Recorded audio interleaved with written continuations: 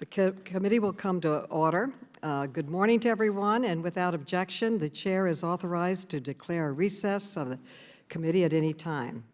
With that, I will now recognize myself for my opening statement. I am honored to be convening today's hearing, my very first as chairwoman of the Committee on Oversight and Reform, as we continue to mourn the loss of our dear friend and colleague, Chairman Elijah Cummings. And as I sit here today in his chair, I am mindful of his lifelong mission to seek not only common ground, but higher ground.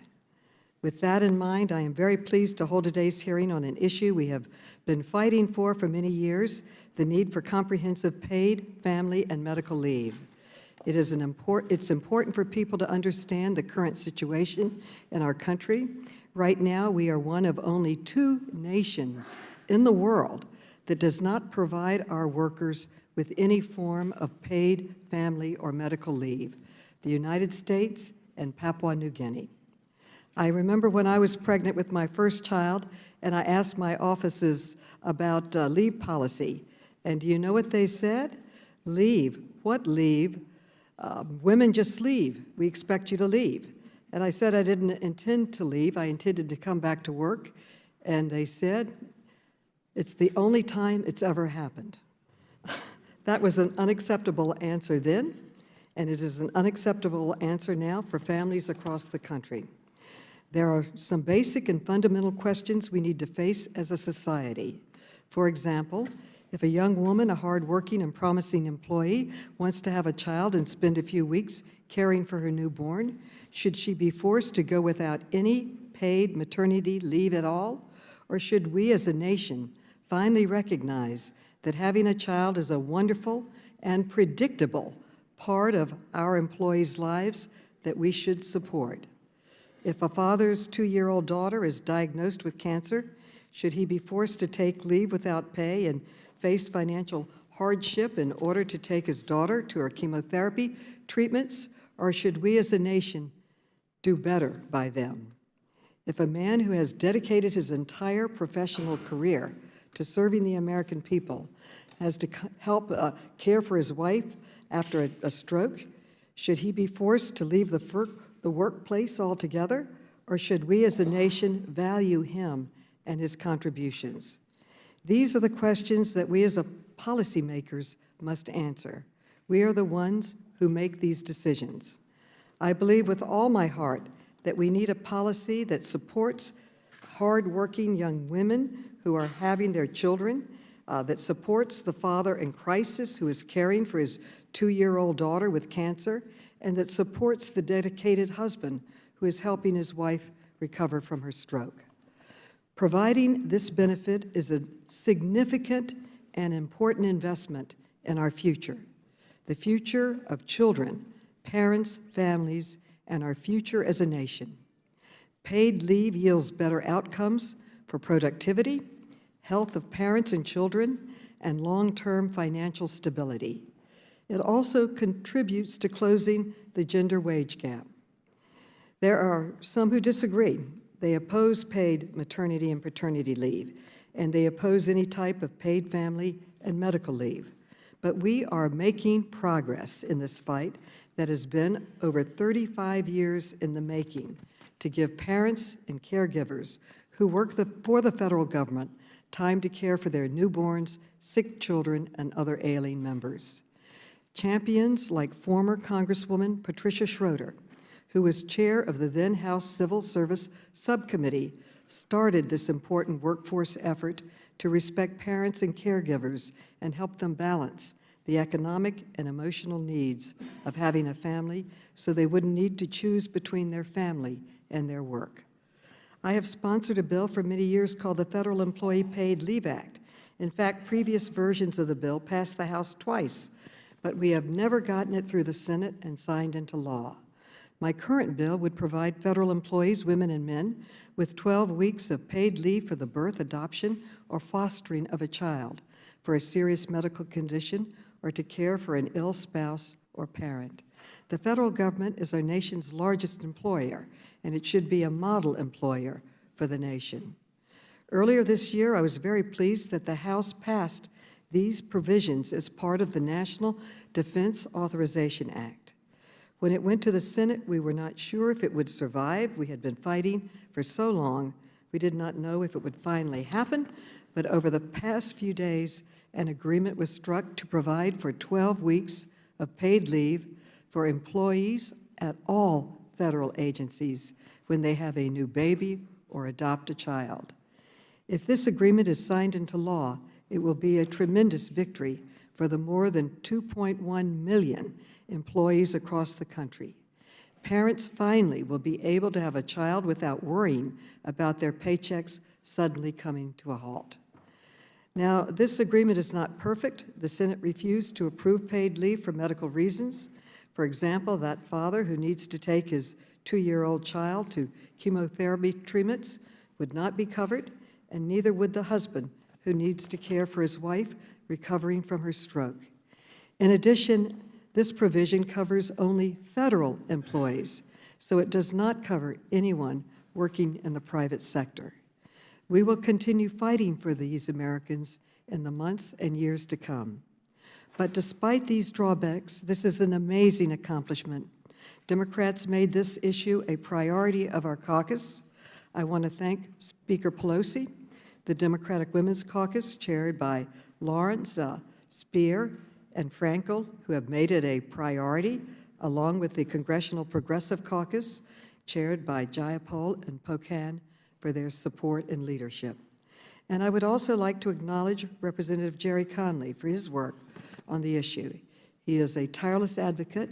He held our committee's first hearing in this Congress on this issue in his subcommittee. He is also a tremendous negotiator. He is one of our committee's conferees on the defense bill, along with Stephen Lynch, who is also phenomenal. Together, they skillfully represented the interests of our committee, our workers, and the American people in the negotiations with the Senate that resulted in this victory. They also worked closely with Chairman Adam Smith on the Committee on Armed Services, whose leadership and vision led to this achievement, as well as our partner in these efforts, Democratic leader Steny Hoyer. I would now like to recognize my good friend and colleague, the gentleman from Virginia, Mr. Conley, to give his opening statement. I thank the Chair, and congratulations on your first hearing, I believe, as Chairman. Yes, it is. But especially congratulations on this signal victory. Without your persistence and your tenacity, this would not have happened. And as you said, the job isn't complete, but this is a huge step forward. Congratulations, Chairwoman Maloney. In September, our subcommittee, Government Operations, held the first hearing, as the Chairwoman just indicated, to even discuss paid family leave for federal employees, the first hearing like it in 10 years. And again, it was due to the persistence of Chairwoman Maloney that we were able to have this hearing. I was honored to work with her to ensure that a provision providing 12 weeks of paid parental leave to our talented federal employee workforce remained in the National Defense Authorization Act, and it seems we were successful. But the victory lap is somewhat circumscribed because there's still more work to do, as the Chairwoman just indicated. While we've secured paid parental leave for federal employees, we must continue to fight for paid family caregiving leave and leave to care for one's own medical needs. Now is the time to catch America up to the rest of the world when it comes to paid family and medical leave. Leading businesses have long recognized that good paid leave policies for employees strengthen families and enhance recruitment and retention of a talented workforce. It's time that all of America's families and our national economy reaped those benefits. I will continue to join with Chairwoman Maloney and others to fight for our nation's civil servants and their right to paid family and medical leave. But we want all Americans to enjoy those privileges and those rights. As we stated when fighting to ensure paid parental leave for federal employees in the NDAA, too many employees, both public and private, have no access to leave when they need it most, and it's time to take steps to ensure they have it. Family leave is not a magnanimous gift provided by unsavvy employers. Data shows that paid family leave improves recruitment, morale, productivity, and retention. A 2016 survey by Deloitte found that 77% of American workers said paid family leave would sway their choice of an employer. That's particularly important in an environment with 3.5% unemployment. Half of those surveyed would prefer a family leave opportunity to a pay raise. An Ernst & Young study found that 80% of companies with paid family leave policies found a positive impact on employee engagement. And companies that institute paid leave policies found less attrition of their female employees. A Rutgers University survey found that women with access to paid family leave are 93% more likely to be working a year after having a child than those without such access. In short, paid leave is an effective incentive for all employees and can be a pivotal one for women, particularly in the workplace. With all of these benefits, the United States remains one of the only nations in the world, industrialized world, that does not guarantee some form of paid leave. In fact, in 2018, less than 17% of workers in our country had access to paid leave benefits through their employer, and less than 40% had access to personal medical leave through employer-provided short-term disability insurance. The lack of paid leave hurts American families and the nation's economy. If our country took steps we're advocating for today, creating policies that encouraged women to participate in the workforce at the same rates as men, economists predict we would improve the nation's finances by $500 billion in economic activity per year. By providing paid family leave to federal civil servants alone, the Institute for Women's Policy Research estimated agencies could prevent 2,650 departures per year among women workers, saving $50 million in annual turnover costs. In the United States, 62% of two-parent families have both parents employed as they struggle to make ends meet. 3/4 of women with children work.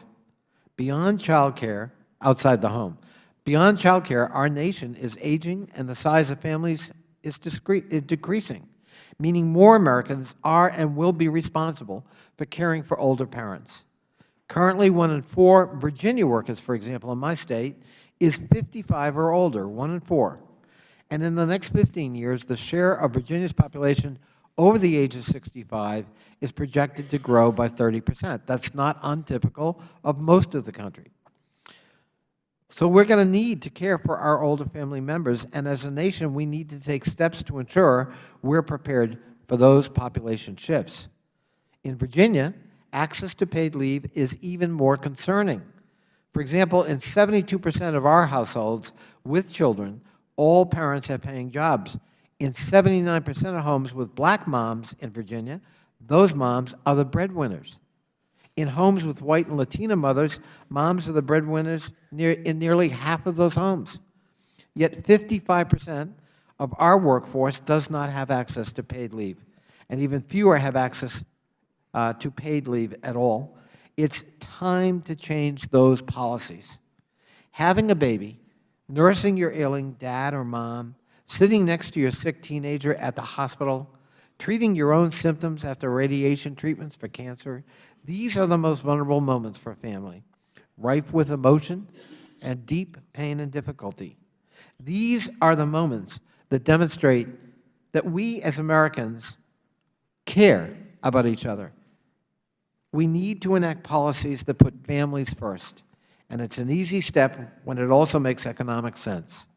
I thank the chairwoman for her leadership and her graciousness, and I wish every success in our future endeavor. I yield back. Thank you. I would now like to recognize the ranking member, Mr. Jordan, for his opening statement. Thank you, Madam Chair, and let me also congratulate you. This is a big day for you, and we appreciate that, and we wish you the best. While we all miss our friend, Chairman Cummings, we look forward to working with you and your team. We hope that you will work with Republicans in rooting out waste, fraud, and abuse in the federal government and in working to pursue reforms that make our government more efficient, effective, and accountable. And in that vein, before I get to our opening statement, there was a report released just yesterday by the Inspector General. As you know, Madam Chair, this committee has jurisdiction over the Inspector Generals and the work that they do in the various federal agencies across our government. And we were hoping that you might let us know when we would have Mr. Horowitz in front of this committee to answer the questions about his important and, in many ways, scathing report on the FISA court and what took place just a few years ago in front of that court. Do you have an idea when we might have that hearing? The ranking member's request for a hearing with Mr. Horowitz is noted, and we will address that at the appropriate time. I appreciate that, Madam Chair. The purpose of today's hearing is to discuss various proposals to pay federal employees for up to 12 weeks of family or medical leave and to mandate various leave requirements on employers in the private sector. At the outset, I would like to note that the best way to help both employers and employees throughout the country is to pursue policies that promote economic growth and job creation. Since President Trump's inauguration, his administration and Republicans in Congress have pursued policies to do exactly that. Under the President's leadership, we have been successful. The November jobs report showed that our economy added 266,000 additional workers, 54,000 in the manufacturing sector, and unemployment fell to an unbelievably low rate of 3.5%. And I think that's because of the policies such as the Tax Cuts and Jobs Act, which the President signed into law almost 2 years ago now. Because of our growing economy, companies are competing for workers and voluntarily expanding benefits for their employees. In our home state of Ohio, for example, Conger Construction Group from Lebanon was able to double the number of its employees, offer bigger bonuses to its employees, give more paid time off to its employees, and offer better health care benefits because of the Tax Cuts and Jobs Act, not because of any mandate from the federal government. I have concerns about several of the proposals that we will discuss today. We must carefully consider the potential trade-offs from legislating a federal mandate for paid family leave, like the potential for lower pay or a reduction in other employer-based benefits. In the federal government, of course, the free market and the free market principles aren't applicable. It is therefore up to Congress to decide whether to expand federal employees' paid leave policy. Federal employees, on average, receive annual salaries around $90,000. Federal employees' total compensation, including benefits, can be valued as much as $125,000. Research shows that federal employees are paid more than comparable workers in the private sector. But before settling on a proposal that would take tax dollars from union workers in Ohio to pay for leave for already well-paid attorneys at the EPA or the Department of Labor, the committee and the Congress should do some serious fact-finding. It is incumbent upon us to study the relevant information. Is paid family leave necessary? Are a large number of federal workers depleting their paid vacation leave and sick days for parental or medical leave? Do federal agencies have policies in place that substitute for paid family leave? Paid family leave is certainly a well-intentioned policy, but we have an obligation as policymakers to thoughtfully consider the proposals, the need for the proposals, and their potential consequences. I'm grateful for the witnesses for testifying before us today. Particularly pleased to see our colleague, Ms. Delorio, with us today, and we look forward to their testimony and a chance to ask questions. With that, Madam Chair, again, congratulations, and I yield back. Thank you. I would now like to welcome our first witness. First, we're honored to have with us the House sponsor, the lead sponsor of the Family Act, a bill that would create universal, comprehensive paid family and medical leave for workers across the country. Congresswoman Rosa DeLauro has been a champion for workers and families for 3 decades. As chairwoman of the Appropriations Subcommittee on Labor, Health and Human Services, and Education, she leads the fight to expand opportunities to middle-class families and ensure our economy is working for everyone. We are grateful for her tireless leadership and dedication to these issues. Congresswoman DeLauro, you may now begin. Thank you very, very much for your kind words. And while this morning we honor the memory of our colleague Elijah Cummings, we offer our sincere congratulations to you, Madam Chair, on ascending to this position, and delighted to be here. And I want to recognize and thank our ranking member, Mr. Jordan, for welcoming me here today, and all of the members of the committee. You know, as members of Congress, I believe it is our duty to level the playing field for middle-class families and for working people, especially now. Why now? People's pay is a serious economic challenge that people have in their lives, that their pay does not keep up with the rising costs, skyrocketing costs that they face every day. So it is sadly no surprise that very few can afford to lose several weeks of wages, whether for an ill loved one or for the birth of a child. It would push them over the edge. In fact, 62% of working people cannot access unpaid leave under the Family and Medical Leave Act, according to researchers from Brandeis University, either because they are ineligible or they cannot afford to. But those moments come regardless. In 1986, I was diagnosed with ovarian cancer. I went to my employer then and told him I was going to be hospitalized and that I didn't really know whether or not I would be returning. My employer was Senator Christopher Dodd. Senator Dodd introduced what became the Family and Medical Leave that same year. But what he said to me on that day when I went into his office was, "Rosa, go get yourself well. Your job is here. Your salary is here. Just take care of yourself." And with the support of my family and friends, and by the grace of God and biomedical research, I recovered and have been cancer-free for 30 years. 2 years ago, my mother, at age 103, happy to tell you she served on the city council in New Haven for 35 years. She was dying. I got to spend every day and every night with her for 6 weeks. No one told me, as a member of Congress, that I would not receive a salary. No one told me that my job would not be waiting for me. That was such a blessing in both cases, a blessing that cannot just be for Senate staffers or for members of Congress.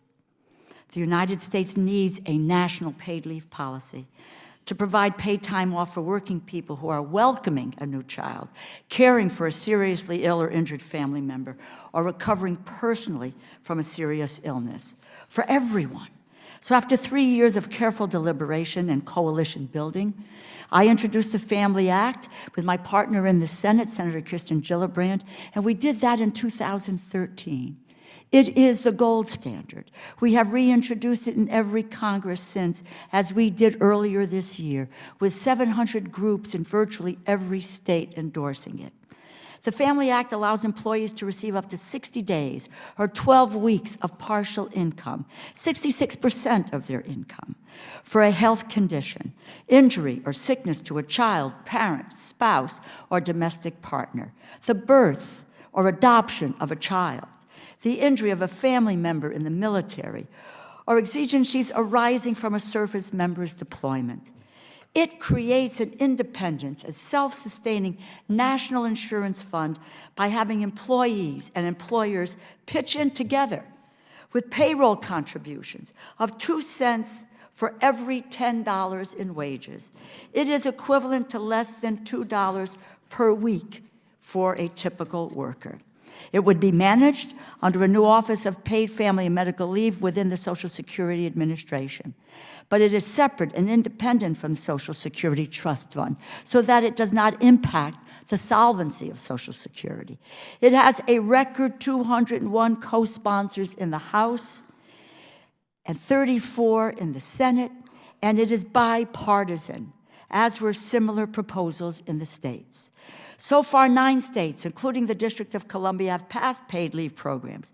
They go even further in terms of leave duration, family members covered, wage replacement offered, or employment protections.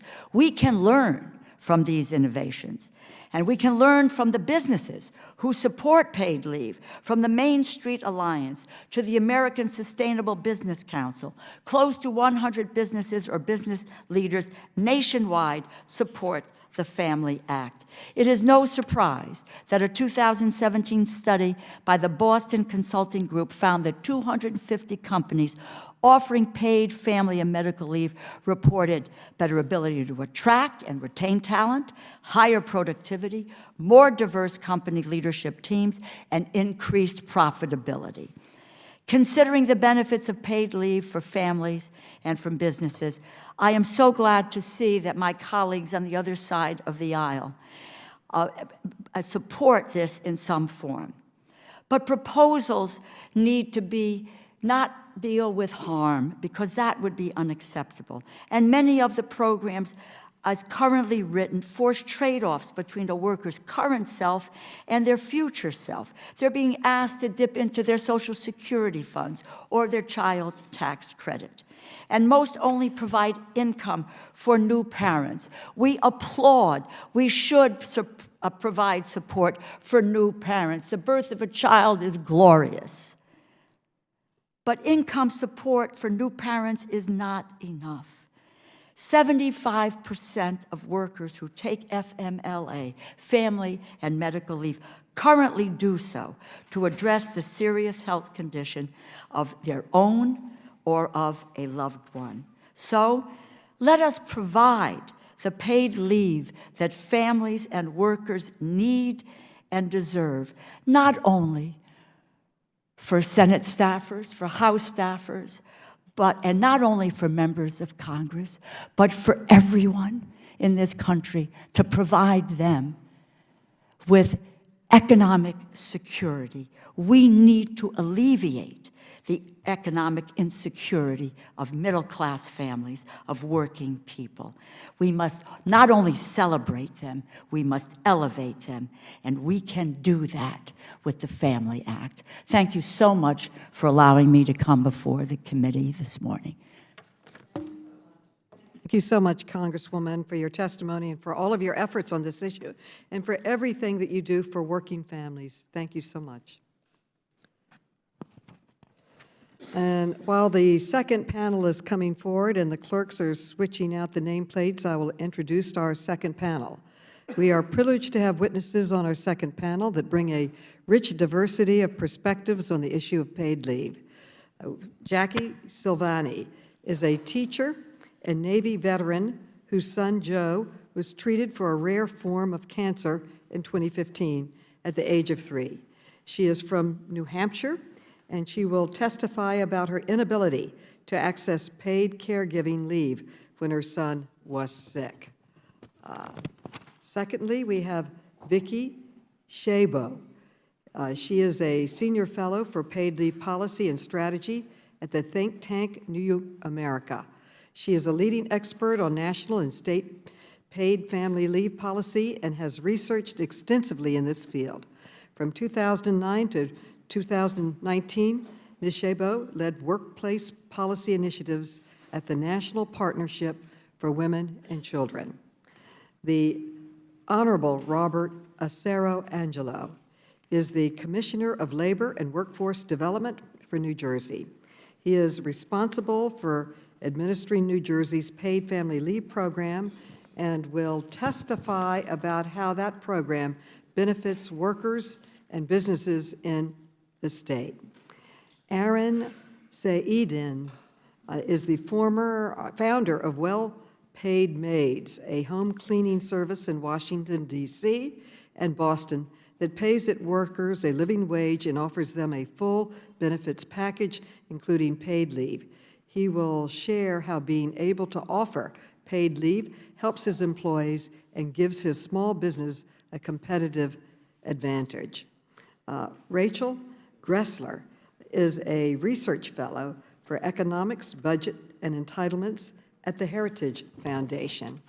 And Jennifer Tucker is a senior policy advisor for Black Women's Roundtable, which is part of the National Coalition on Black Civic Participation. She will testify about how the lack of paid family and medical leave impacts women and families of color.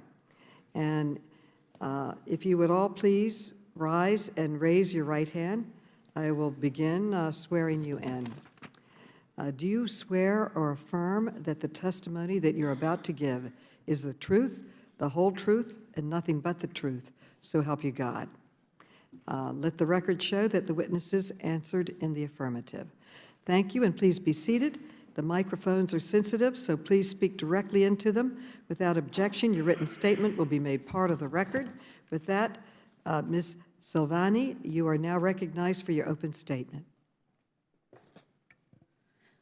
Good morning, Chairwoman Maloney, Ranking Member Jordan, and members of the committee.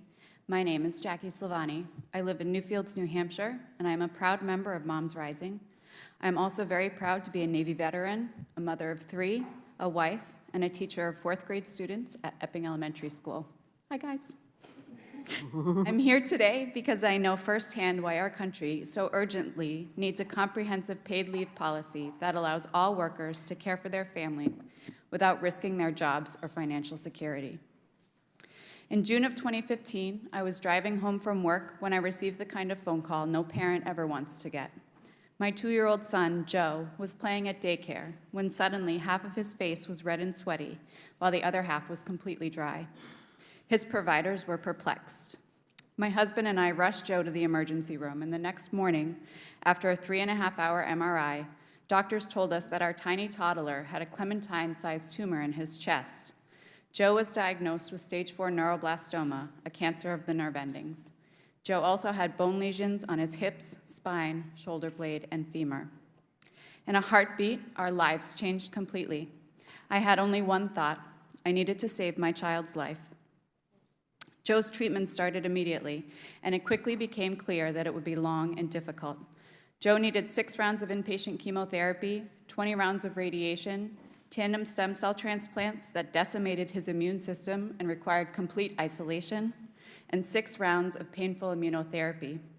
He has lasting kidney damage due to his treatment and developed a rare and severe complication called transplant-associated thrombotic microangiopathy that itself has a 20% survival rate. Over the course of his intense treatment, he spent 210 days in the hospital. I was there with him nearly every day because, most of all, he needed me. Having paid leave for at least part of that time would have made such a difference. It would have helped to alleviate the enormous stress my husband and I faced. We could have staggered our leave and shared the responsibility of managing Joe's care while still collecting the paychecks we so desperately needed. We wouldn't have had to worry about our jobs at the same time we worried about our child's life. But we did. When Joe was diagnosed, there was no question that I needed to take time away from work. But as a teacher, I had no paid leave. My son's diagnosis meant we immediately lost 1/3 of our income. My husband works at an auto dealership and had no paid leave either. His income is based on commissions. So while I managed Joe's care, my husband faced the enormous stress of working full-time, doing all he could to support Joe and me, and becoming the primary caregiver of our 2 children. At the same time we lost my income, we faced major new expenses. My salary was gone, but we had to pay the COBRA rate for our health insurance during my year leave of absence at the rate of $1,700 a month. There were healthcare costs that our insurance didn't cover.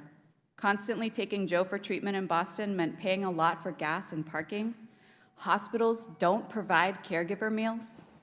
We needed before and after school care for Joe's siblings, including care over summers and school vacations that was not anticipated. And yet we still needed to pay our bills. Losing my income in the midst of this nightmare meant my son's medical crisis was also a financial crisis for our family. I will forever be grateful to the community that rallied around us. Friends held fundraisers to help keep us afloat and help pay our mortgage. But because we had no paid leave, we were under extreme financial stress at the same time. We faced the extreme emotional stress that came with trying to see our toddler through this life-threatening illness. Now, 4.5 years after his diagnosis, I'm thrilled to say that Joe is a healthy 2nd grader and just about the happiest kid you'll meet. We often joke he's bound to be a politician because he's so talented at engaging people. Perhaps one day he will sit where you do today. If so, I know he will prioritize policies like paid family medical leave because he knows firsthand what they mean for families. While Joe has recovered, our family is still feeling the financial effects of my unpaid leave. My retirement accounts are gone. We were unable to contribute to my husband's accounts. We are still digging out as we support our 3 children, yet we are the lucky ones. The emotional effects continue as well. When your kids are in danger, you don't think about your own mental health. We live in fear that Joe will relapse because the rate of recurrence for kids with the kind of cancer Joe has is around 50%. I honestly don't know how we would survive it again. But I do know that if we had paid leave, it would have been much more manageable. Often when we think about paid leave, we think about new babies. I know some lawmakers have even offered proposals that only address leave for new parents. As a mom, I know how important parental leave is, but we needed family leave to care for Joe, and policies that don't address the full range of caregiving needs would not have helped my family. In fact, they would have left us behind. No one plans for their child to get cancer, for a parent to have a stroke, or to need surgery yourself, but those things happen to all families, and that's why our country needs a comprehensive paid leave policy so urgently. Working people like my husband and me should be able to be there for our families in times of joy and times of hardship. I hope you will support the Family Act. Thank you. Ms. Shay-Bo. Good morning, Chair Maloney, Ranking Member Jordan, and members of the committee. And thank you. Your story is incredible, and as a parent, I can't imagine what you have gone through. I also want to offer my congratulations to you, Chairwoman, for your longstanding leadership on federal employees' paid leave and the significant march forward that the federal employees' parental leave provision in NDAA is. It will make the federal government an employer of choice. But access to paid leave shouldn't depend on one's employer, their job, or their state of residence, whether they're a traditional employee or a contract worker. But today it does. Just 19% of workers have access to employer-provided paid family leave to care for a new child or an ill loved one. Within individual workplaces, access may be provided to the most highly paid and highly skilled workers, but not to others. This comes at an enormous cost, an estimated $20.6 billion to families in lost wages, $500 billion to the economy in lost productivity, more than $300,000 in lost income and retirement savings to adults who take time away from work to care for an aging parent, unknowable healthcare costs, safety net costs, and opportunity costs. You must take action now. But what action looks like really matters. Paid leave must be part of a suite of investments in families, wages, work, and care. A comprehensive national paid family and medical leave program must be equitable, inclusive, and sustainable. It must provide every working person in this country with the security of being able to care for ourselves and our loved ones. And it should be designed to promote race, gender, economic equity, and strengthen America's competitiveness in the global economy. Right now, the Family Act is the only proposal pending in Congress that meets this test. It's exciting to see support, both from the 200-plus co-sponsors, which are now a bipartisan group, and from advocates and businesses. In fact, this week, a new collaborative called Paid Leave for All and a new small business coalition for paid family and medical leave are both launching, which is a testament to momentum and demand. I want to make 3 observations about potential bipartisan progress and the enactment of comprehensive paid leave, and I want to dispel myths and provide context for action. First, let's not forget that the FMLA, the nation's unpaid leave law, was enacted after a 9-year battle in Congress. 9 years. It took so long because opponents at the time claimed that the FMLA would do substantial harm to businesses and the economy. Fortunately, they were wrong, and many of the opponents at that time admit that now. Similarly, in states, businesses that feared new paid family leave laws have also found their concerns to be unfounded. They generally now support their state's laws, and business support for a national law is growing. Second, the 8 states plus New Jersey with plus DC, New Jersey sitting right here, with paid leave programs show that progress is possible. Most include features that substantially surpass the Family Act in terms of the uses of leave, the wage replacement offered, the family members covered, the employment protections provided. And most substantially and significant for this committee and for Congress, laws with these enhanced features passed with substantial bipartisan support. To me, the state's bipartisan progress cautions against allowing Congress and national political observers to define down what a passable policy is. You must not write off certain policy design elements. We should look to the state's experiences to understand that a program like the Family Act should be within bipartisan reach. Third, it's remarkable that 80% of voters support a plan like the Family Act. Substantial majorities of voters across all political backgrounds also prefer the Family Act to approaches that would cut people out or force trade-offs. Voters who support the Family Act are also willing to contribute to a national paid leave fund and to contribute more than it would require. This too is true across party lines. Experience in states reinforces this polling. To my knowledge, there's never been a backlash against payroll contributions from individual taxpayers or businesses in states with paid leave programs. So what's required in a national policy? To achieve favorable outcomes for women's labor force participation and earnings, men's engagement in caregiving, child, maternal, and ill loved ones' health, business benefits and taxpayer savings, a national program must meet certain criteria. It must include all FMLA-covered needs to create a policy that's flexible for all working people, regardless of their care need, make leave available gender equally, both on paper and in terms of the policy parameters that make it possible for men to take leave, provide adequate and timely wage replacement so lower wage workers can use the policy without hardship, ensure a meaningful duration of leave to account for the full complement of health and care needs, permit caregiving for a range of family members, to recognize that family care comes in many forms, be affordably and sustainably funded to provide certainty for workers and employers, include employment protections so that leave is safe to use, and finally, and most important, as we're finding from new research, build in funding for worker and employer outreach and education to ensure effective implementation and use. Congress's search for common ground solutions is exciting and long overdue. However, bipartisan efforts should not translate into watered-down legislation.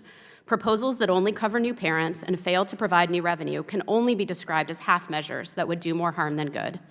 These approaches would exacerbate existing inequalities and would fail to serve the interests of women, people of color, people with disabilities, and low-wage workers. They would also be ineffective at producing desired individual and systemic outcomes. It's well past time for the United States to enact a national comprehensive paid family and medical leave program. The costs of the status quo are great, but the benefits of the future that we can create together are much more substantial. States show us that a plan like the Family Act can work for the country. It's time for paid leave for all. Thank you. Mr. Saro-Angelo. Chair Maloney, Ranking Member Jordan, members of the committee, thank you for welcoming me here today. Greetings from Governor Murphy and the great state of New Jersey. I appreciate you devoting your time to this important issue.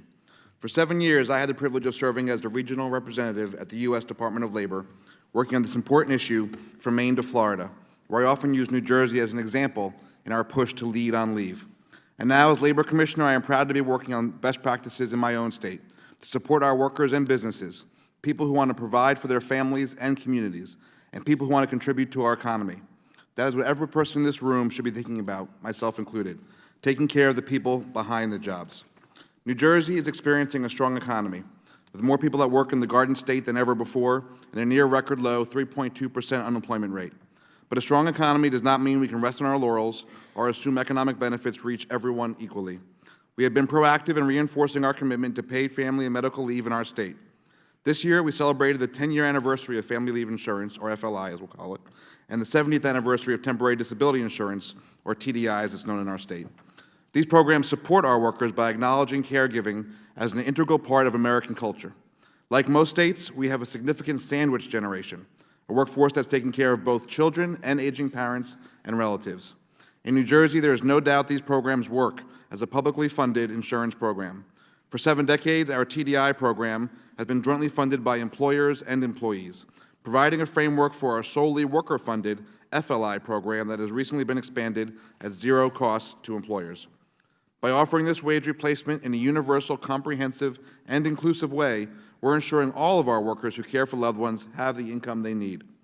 Those least likely to have benefits offered privately by their employers tend to be younger, female, and have less access to education and savings than those who receive at least some pay while on leave. That's why programs like ours are so critical. As Labor Commissioner, I know when families thrive, the economy thrives, which is why this year we passed a law expanding family leave. As Governor Murphy reminded us when he signed the bill, no one should ever be forced to choose between caring for a family member and earning a paycheck. Research shows employers overwhelmingly care about the well-being of their staff. We now have 11,000 more businesses operating in our state than we did when FLI went into effect, including year-over-year growth of our small businesses as well. In a competitive economy, these programs relieve employers from providing an additional job benefit without increasing costs, leveling the playing field for all businesses competing for talent, large and small. Paid family and medical leave programs save employers money by reducing turnover and training costs when they lose staff to a temporary situation. According to the American Sustainable Business Council, employee productivity actually increased between 3.5 and 6.5% once paid leave policies were implemented.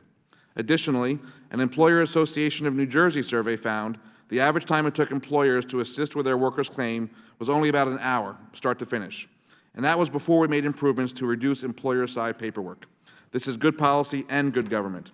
The Murphy administration continues to learn from best practices, working with our legislators to make informed changes. For example, we recognize the structure of families today is more diverse than in the past, and therefore our programs must also evolve for the caregiving obligations families face today. We have expanded coverage to include children of any age, parents-in-law, siblings, grandparents, grandchildren, domestic partners, any individuals related by blood or with whom you have the equivalent of a family relationship. We have also expanded coverage to victims of domestic or sexual violence. The law now permits these victims to claim benefits so they can access the care they need and focus on their recovery and safety. These improvements are a good start, but as of July 2020, even more are coming. We have doubled the maximum benefit period so workers can claim up to 12 weeks for caregiving or bonding. We've also increased the weekly benefit rate from 66 to 85% of a worker's average weekly wage, which according to this year's numbers will be up to $881 per week. And finally, our FLI program will allow workers with more than one job the option to take leave from one employer while continuing to work for another. Since many New Jerseyans work more than one job, this aspect of the new law offers flexibility that did not exist before. Why do we make these changes? Because people in low-wage jobs can't afford to live on a replacement of only 2/3 of their weekly wages, which means low-income workers can't bond with a new baby or care for an aging parent, further restricting them from moving up the career and wage ladder. We know access to paid family medical leave is only meaningful if every worker, from the home health aide to the healthcare executive, has access. The true challenge is making our most vulnerable populations aware of the rights, protections, and programs available to them and ensuring equity in access. That is why we formed the Office of Strategic Outreach to let our communities know about paid family and medical leave, as well as earned sick leave and other recent improvements to New Jersey law. If you'd like information beyond today's testimony, our website is myleavebenefits.nj.gov, where we made it easier for everyone to understand the rights and benefits available to them. So I encourage you to visit and see how paid leave works in New Jersey. We think you will see the evidence that we are making the economy stronger because it is becoming fairer. Thank you for your time and attention to this critical issue. I look forward to your questions. Very much, and Mr. Sayedian. Thank you, Chairwoman Maloney, Ranking Member Jordan, and members of the committee for having me here today. My name is Aaron Sayedian. I'm a member of the Main Street Alliance, and I'm the founder of Well Paid Maids, a living wage home cleaning company that operates in the DC and Boston areas. All of our employees earn $17 an hour and receive a full benefits package on day one with us.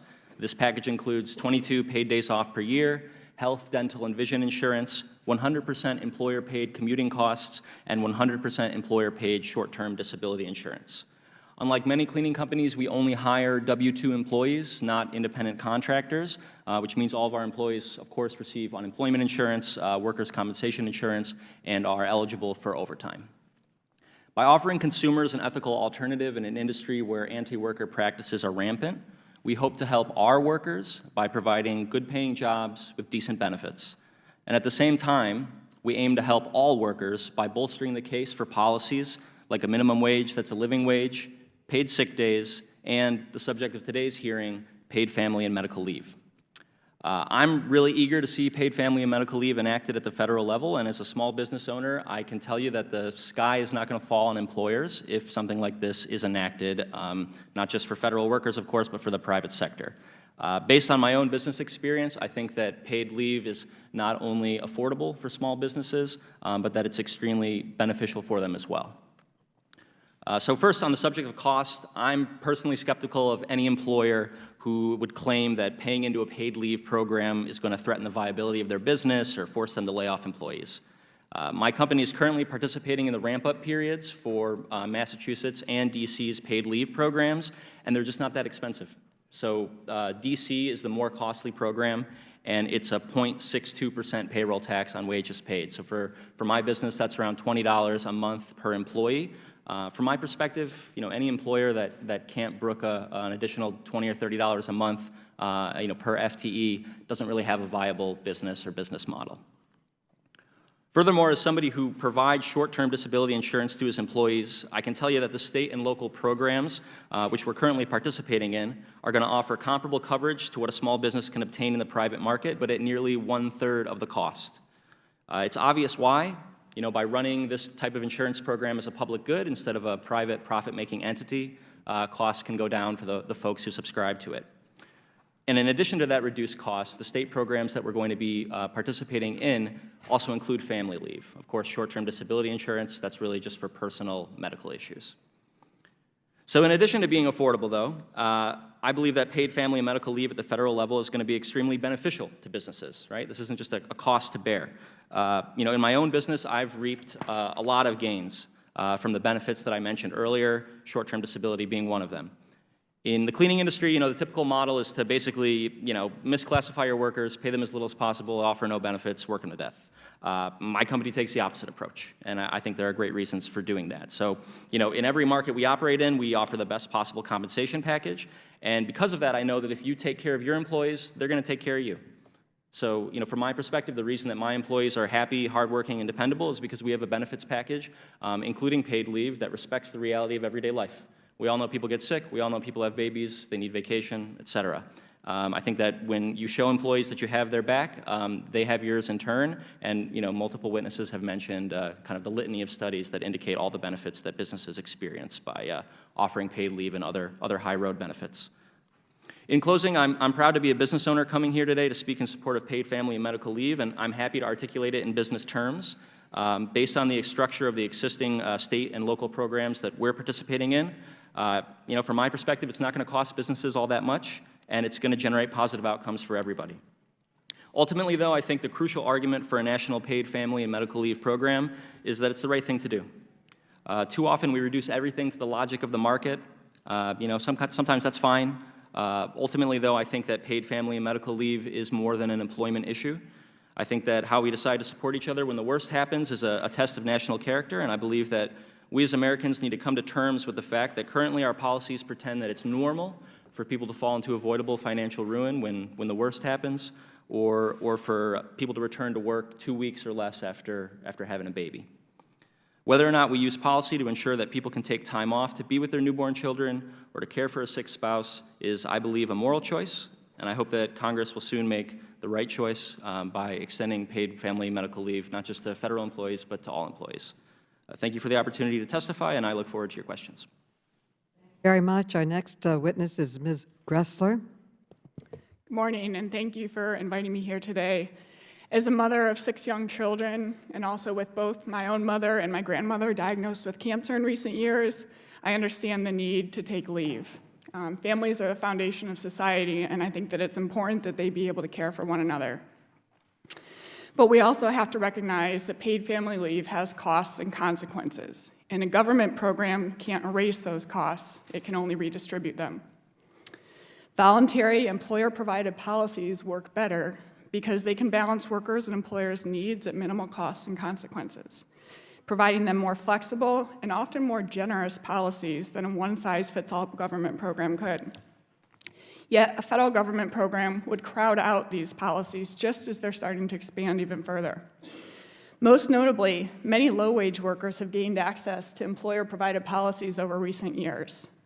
And I think everyone here today agrees that it's these low-wage workers that we want to help the most. So I wanted to share a story about a low-income refugee family that my own family came to know and love recently. This family welcomed their 4th child about a year ago, a sweet little baby boy. And as they left the hospital, what should have been a sweet homecoming to them, they returned and their belongings were all outside on the sidewalk. They'd been evicted. This father needed a job, they needed a home, they needed food for their children, and this mother needed a place to recover. Paid family leave was the last thing on their minds. If a government program had been there, it would have been of no use to them. Neither parent had been in a job long enough to qualify for leave, and a partial benefit would not have been enough to make ends meet. That's why I'm so concerned by the Family Act and other government proposals. The experience of government-run paid family leave programs across the world is that they redistribute money from lower-income earners to middle and upper-income earners. In California, 5 times as many workers in the highest income bracket file paid leave claims as those in the lowest bracket. Canada's program is said to exacerbate class inequality and, quote, aid in the social reproduction of higher income families, end quote. In the UK, quote, too little support is directed to those families that need it most and too much to those who do not, end quote.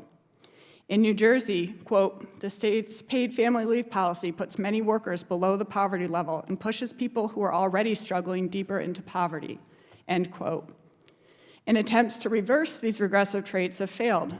San Francisco tried by enacting 100% benefit replacement, and yet low-income mothers were still half as likely as higher-income ones to receive government benefits.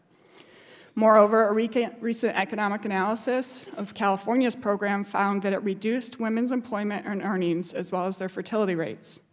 This is the opposite of what we should all want to achieve. Instead, policymakers should seek pro-growth policies and other measures that can do more for low-income families and for all families. The strong economy and our 50-year record low unemployment rate have produced large wage gains, and those gains have been the strongest for lower-income workers. Those who make less than $25,000 a year gained about $1,500 in additional wages last year, and low-income Black women gained about $2,400. That's enough to finance between 3 and 5 weeks of paid family leave, and if those workers don't need the leave, it's their own money to spend or save as they please. Moreover, the Tax Cuts and Jobs Act has added $1,400 to the typical family household. And more companies are adding new and expanded paid leave benefits because of those tax cuts. Policymakers can build on these gains by helping generate leave options that meet workers' and employers' unique needs at a cost that they can afford. The Working Families Flexibility Act would give lower-income hourly workers the choice to accumulate paid leave in exchange for overtime work. Universal savings accounts, or letting workers draw on other tax-preferred savings, would be particularly helpful for independent, part-time, and temporary workers. And increased private disability insurance is another way to meet workers' own leave needs. Considering the upward trend in efficient and flexible employer-provided paid leave programs, as well as the highly regressive nature of the existing government programs, policymakers should avoid enacting a new federal program and instead focus on giving workers more income and flexibility to choose what works best for them. Thank you. Thank you, and our last witness is Ms. Tucker. Good morning. Chairwoman Maloney, Ranking Member Jordan, and members of the committee. Many of you support paid family leave because you care about valuing families. And likewise, many of you are committed to promoting racial and gender equality. I'm here today to connect the dots because paid leave is an essential way to build such equality. Lack of leave drives down Black women's income and economic stability, their ability to keep their job and to advance, get out of poverty and stay out of poverty, and build wealth. Our nation was built upon forced, unpaid labor of enslaved Black men and women. Low-paid domestic work was the only job open to many Black women after the Civil War and well into the 1960s. When the Fair Labor Standards legislation was passed, guaranteeing minimum pay, hours, and protections, an agreement with Southern segregationists excluded domestic and agricultural workers. Not surprisingly, Black women and other people of color today are less likely to have access to paid family and medical leave. I sit before you this morning not only as a public policy professional, but also as a caregiver, twice having experienced life in the sandwich generation. My younger daughter was barely walking when my mother was diagnosed with Parkinson's disease in her late 60s. I was her primary caregiver. Then, too, my sister, who lived with a chronic illness her entire adult life after a lupus diagnosis as a teen. She just celebrated her 48th birthday the day before she suffered a serious bleed on her spinal column. Both of my caregiving experiences were for chronic conditions that lasted for many years. Each had a common crisis period associated with them that required all of my attention and that of several family members. We survived because we had financial resources, paid sick and vacation days, and a supportive family that many people don't have. It taught me that a catastrophic accident or illness can happen to anyone, and all workers deserve time to care for themselves, their families, without economic devastation, physical exhaustion, or so much stress. I know many Black women who have little or no paid leave time. Black women earn only 61 cents for every dollar earned by white non-Hispanic men. Only 54% of Black workers have access even to unpaid leave under FMLA, and many women who do can't afford to use it because 84% are primary or co-breadwinners for their families. Black women face a devastating maternal mortality rate, 4 times higher than that of white women. Pregnancy-related complications are closely tied to infant deaths. We need comprehensive paid family and medical leave to combat these and other disparities. But how that leave program is structured matters. We must ask, will it reduce or increase racial and gender inequities? To be inclusive, a paid family leave needs and must have coverage for all workers and all need cares, offer a meaningful duration of time, reflect the diversity of families, guarantee job protection, provide adequate and progressive wage replacement, and be sustainably funded and cost-effective. I thank you for your time and your commitment to ending racial and gender inequality. Thank you so much. The chair now recognizes the distinguished Congresswoman Norton. Thank you very much, Madam Chair, and again, I congratulate you on assuming the chair and on the achievement of your Federal Paid Family Leave Act. No wonder this is your first hearing.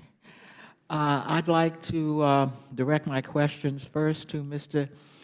Shay-Bo, who of course does business in the District of Columbia, to congratulate him on giving a living wage to all his employees and what looks like a pretty full package.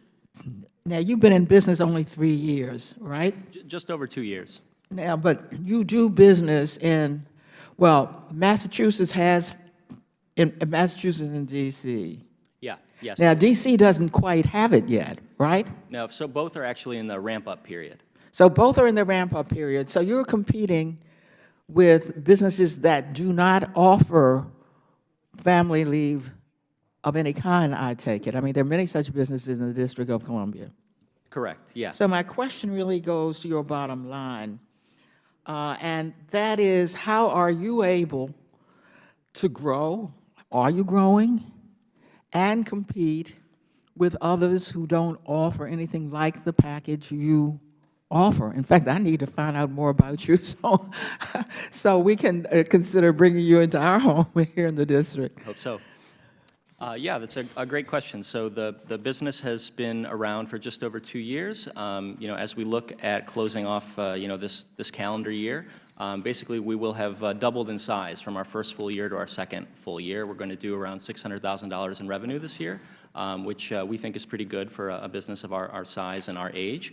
You know, to your point, we have grown quite a bit. So we're at 14 employees. We're still hiring in both the DC area and the Boston area. In fact, I have somebody flying up to Boston tonight to hire a few more cleaners in that market.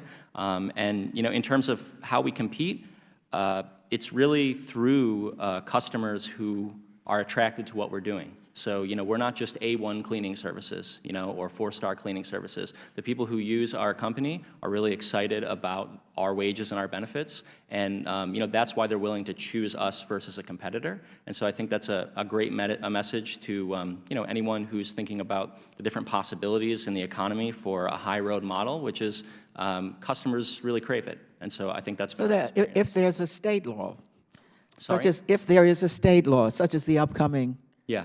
law or the law in New Jersey, does that make it more affordable to remain in business and to compete with others in business? In other words, you're doing this on your own. You're competing with others who don't have to do it. You say you're making a profit. Right, absolutely. Now, what difference would it make to have a state law, let's say the new D.C. law? Well, it's actually going to make us more profitable because of the amount of money that we pay right now for short-term disability insurance, which we use as basically kind of a stopgap version of paid family and medical leave because folks can use it to tend to their own medical absences. The short-term disability insurance that we buy is more costly than the public program that we're going to participate in D.C. And so by being able to basically cancel our short-term disability policies and just participate in the public plans, we're going to save money, and it's going to make us more profitable. I want to ask Ms. Shay-Bo, unpaid family leave, would you give us some indication of whether or not unpaid family leave, that law that we passed some time ago, has benefited anyone? Do people take advantage of it when they don't get any pay? Who is it that takes advantage of it? Sure. What good is it? Yeah, so the Family and Medical Leave Act, which is now 26 and a half years old, certainly has benefited some people. But the reality is that for people who cannot afford to take leave, then that is the number one reason why people forego a needed leave, is that they can't afford to take unpaid leave under the FMLA. That means the folks that have benefited from the FMLA are disproportionately higher wage professional employees who might have some pay or cobble together vacation or sick time. There are huge disparities in who has access to unpaid, and to be able to afford to take unpaid leave. So that's why paid leave is so critical. And for low-wage workers— You heard Ms. Grinsler argue that since with all of these policies, low-wage people don't take advantage of them. Why is that? So what we are learning from the states is both about how the policies need to be designed to ensure that low-wage workers are able to afford to take the leave that's available to them, and in fact, the programs that they're paying into. We've learned a lot about the community-based outreach and the partnerships that are needed, the materials that are needed to help inform low-wage workers and their employers about the leave policies that are available. And I just very quickly want to say, I have looked very closely at the Working Families Flexibility Act, the savings accounts, the Social Security proposal that's floating out there, even the CTC proposal, and there is no way that a low-wage worker is going to be able to benefit from any of those things. We've got 40% of workers in this country who don't have $400 for an emergency expense. The idea that they'd be able to contribute to a savings account is unthinkable. Working Families Flexibility Act forces people to work, or takes people's ability to work more than 40 hours in a week to take their comp time, their time and a half, and then trade off time for that. They need those wages. They are low-wage workers. So, I think in looking at the way that those state programs are funded, they are affordable, they can be accessible, we need to design them with equity in mind, and that goes to the wage replacement rates, the job protection that should go with them, and the outreach and education that's needed to make sure that workers know about their rights, are able to assert those rights, and then the IT systems that provide for the timely processing of applications and payment. Thank you. Thank you very much, Madam Chair. The chair recognizes Congressman Heiss. Thank you, Madam Chair, and likewise, I want to say congratulations to you on your first hearing, and we certainly wish you the best as you lead this committee. So congratulations. Ms. Gressler, I'd like to come to you. We hear a lot about the support of the national paid family leave and medical. And I get that. I mean, it sounds wonderful, but we all know at the end of the day, there's nothing free, and at some point, this has an enormous cost associated with it. And you brought that up in your opening statement. I'd like to hit on some of that, if we can, whether we're talking higher taxes or increased debt, lower benefits, fewer promotions for women. There's a lot of costs associated with this. And once those factors are put into play, I mean, sometimes we hear as much as 74% of Americans favor this type of legislation, but when the costs associated with it are added, the popularity of this drastically begins to drop off. Could you elaborate on some of the details of some of these trade-offs? Yeah, there is broad support for a paid family leave program if you just ask that question. But then if you get into what are the trade-offs, you know, if you were asked, are you willing to pay $450 a week? Fewer than half of Americans are willing to do that. And then when you get into trading off spending on current programs, which with the tight deficits that we have right now, you have less support. So when workers are asked, would you be willing to trade lower Social Security spending or education and other, only 21% of people are willing to support a federal paid family leave program. And I think it's important to note, what will the costs be? Because we don't really know. The state programs have been so underutilized. In New Jersey, only 1% of people who are eligible for the caregiving benefit use it. Only 12% of parents who are eligible for the benefit use it. So it appears that costs can be relatively small. In reality, if you have a federal program and you have companies that start canceling their current policies and shifting those costs onto the federal workers, then the cost of that program will expand over time, and it's not going to be a cup of coffee a week. And I don't see low-income workers buying cups of coffee a week because they don't have that to give it up. More like it's going to be a take of gas instead of that. You know, the American Action Forum has estimated upwards of $1,500 for the average worker to have a paid family leave program. And as I noted, those low-income workers are not going to be able to use that program. It's better off to let them have that money and use it as they see best fit for their families.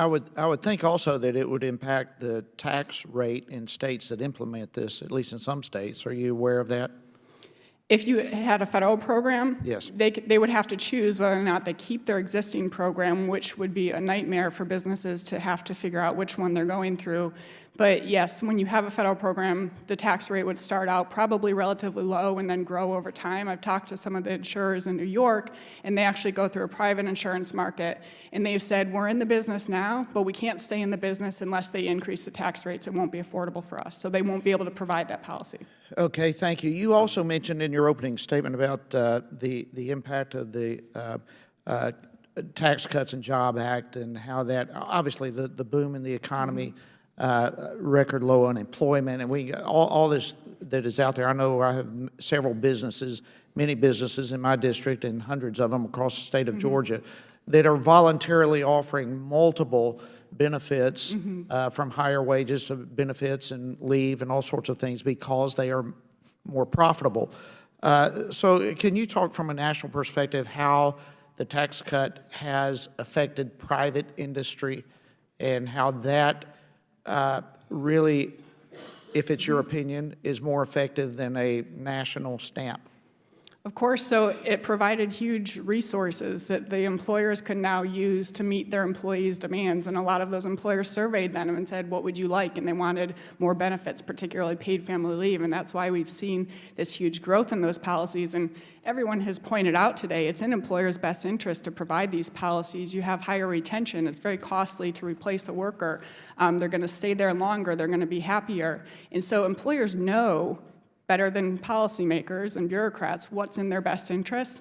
And the best way for them to be able to offer those policies is to have the resources to do so in a flexible way. A one-size-fits-all policy does not work for 28 million different businesses across the U.S. or 159 million different workers. You need a policy, just as Mrs. Delora communicated. She had a policy that wasn't standard. It wasn't a formal policy, but it worked. It was something that her employer, different ones at the time, were allowed to provide her with. And I would love to see more of that, is not having the employer have to say, go to the federal government, you're going to deal with the bureaucrats and they're going to tell you what you can get, but rather, let me work with you. I want to keep you on as an employee, and I want to make this work, and let's see what's flexible and what works best for you. Thank you for your testimony. I yield back, Madam Chair. Thank you. The chair recognizes Debbie Wasserman Schultz. Thank you, Madam Chair, and my congratulations to you as well. It's many years of service on this panel, and I'm very proud of you. So Thank you. Proud to serve with you as well. I have had personal experience both with giving birth to all three of my children who one of whom is now a teenager and the others who are juniors in college, giving birth to all three of my children while working very full-time. I gave birth to all three of my children while serving in the state legislature and running for Congress with my third child. About 12 years ago, some of you know I was diagnosed with breast cancer suddenly at 41 years old. One day, the picture of health, the next day, a cancer patient facing my own mortality. Because I had this job, because I am in charge of the employment policies of my office, I was able to take the kind of leave, like I was in the legislature, because I didn't have anyone other than my constituents to answer to, and I was able to structure my work-life balance in order to make sure that I could care for my newborn babies after they were born and make sure that I could get myself well, all while managing the demands of a very demanding job. Not nearly anyone, most people don't have the luxury that Congresswoman DeLauro and I and all of my colleagues here have had.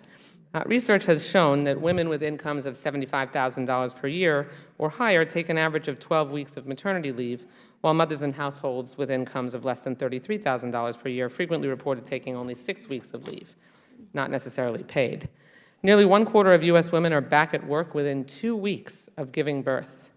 Ms. Gressler, I find it troubling that you use the very tired argument that one-size-fits-all doesn't work for most employers. I want to start by asking you a few questions. I understand from your opening statement that you have 6 children. Were you able to take maternity leave for each of your children, the birth of each of your children?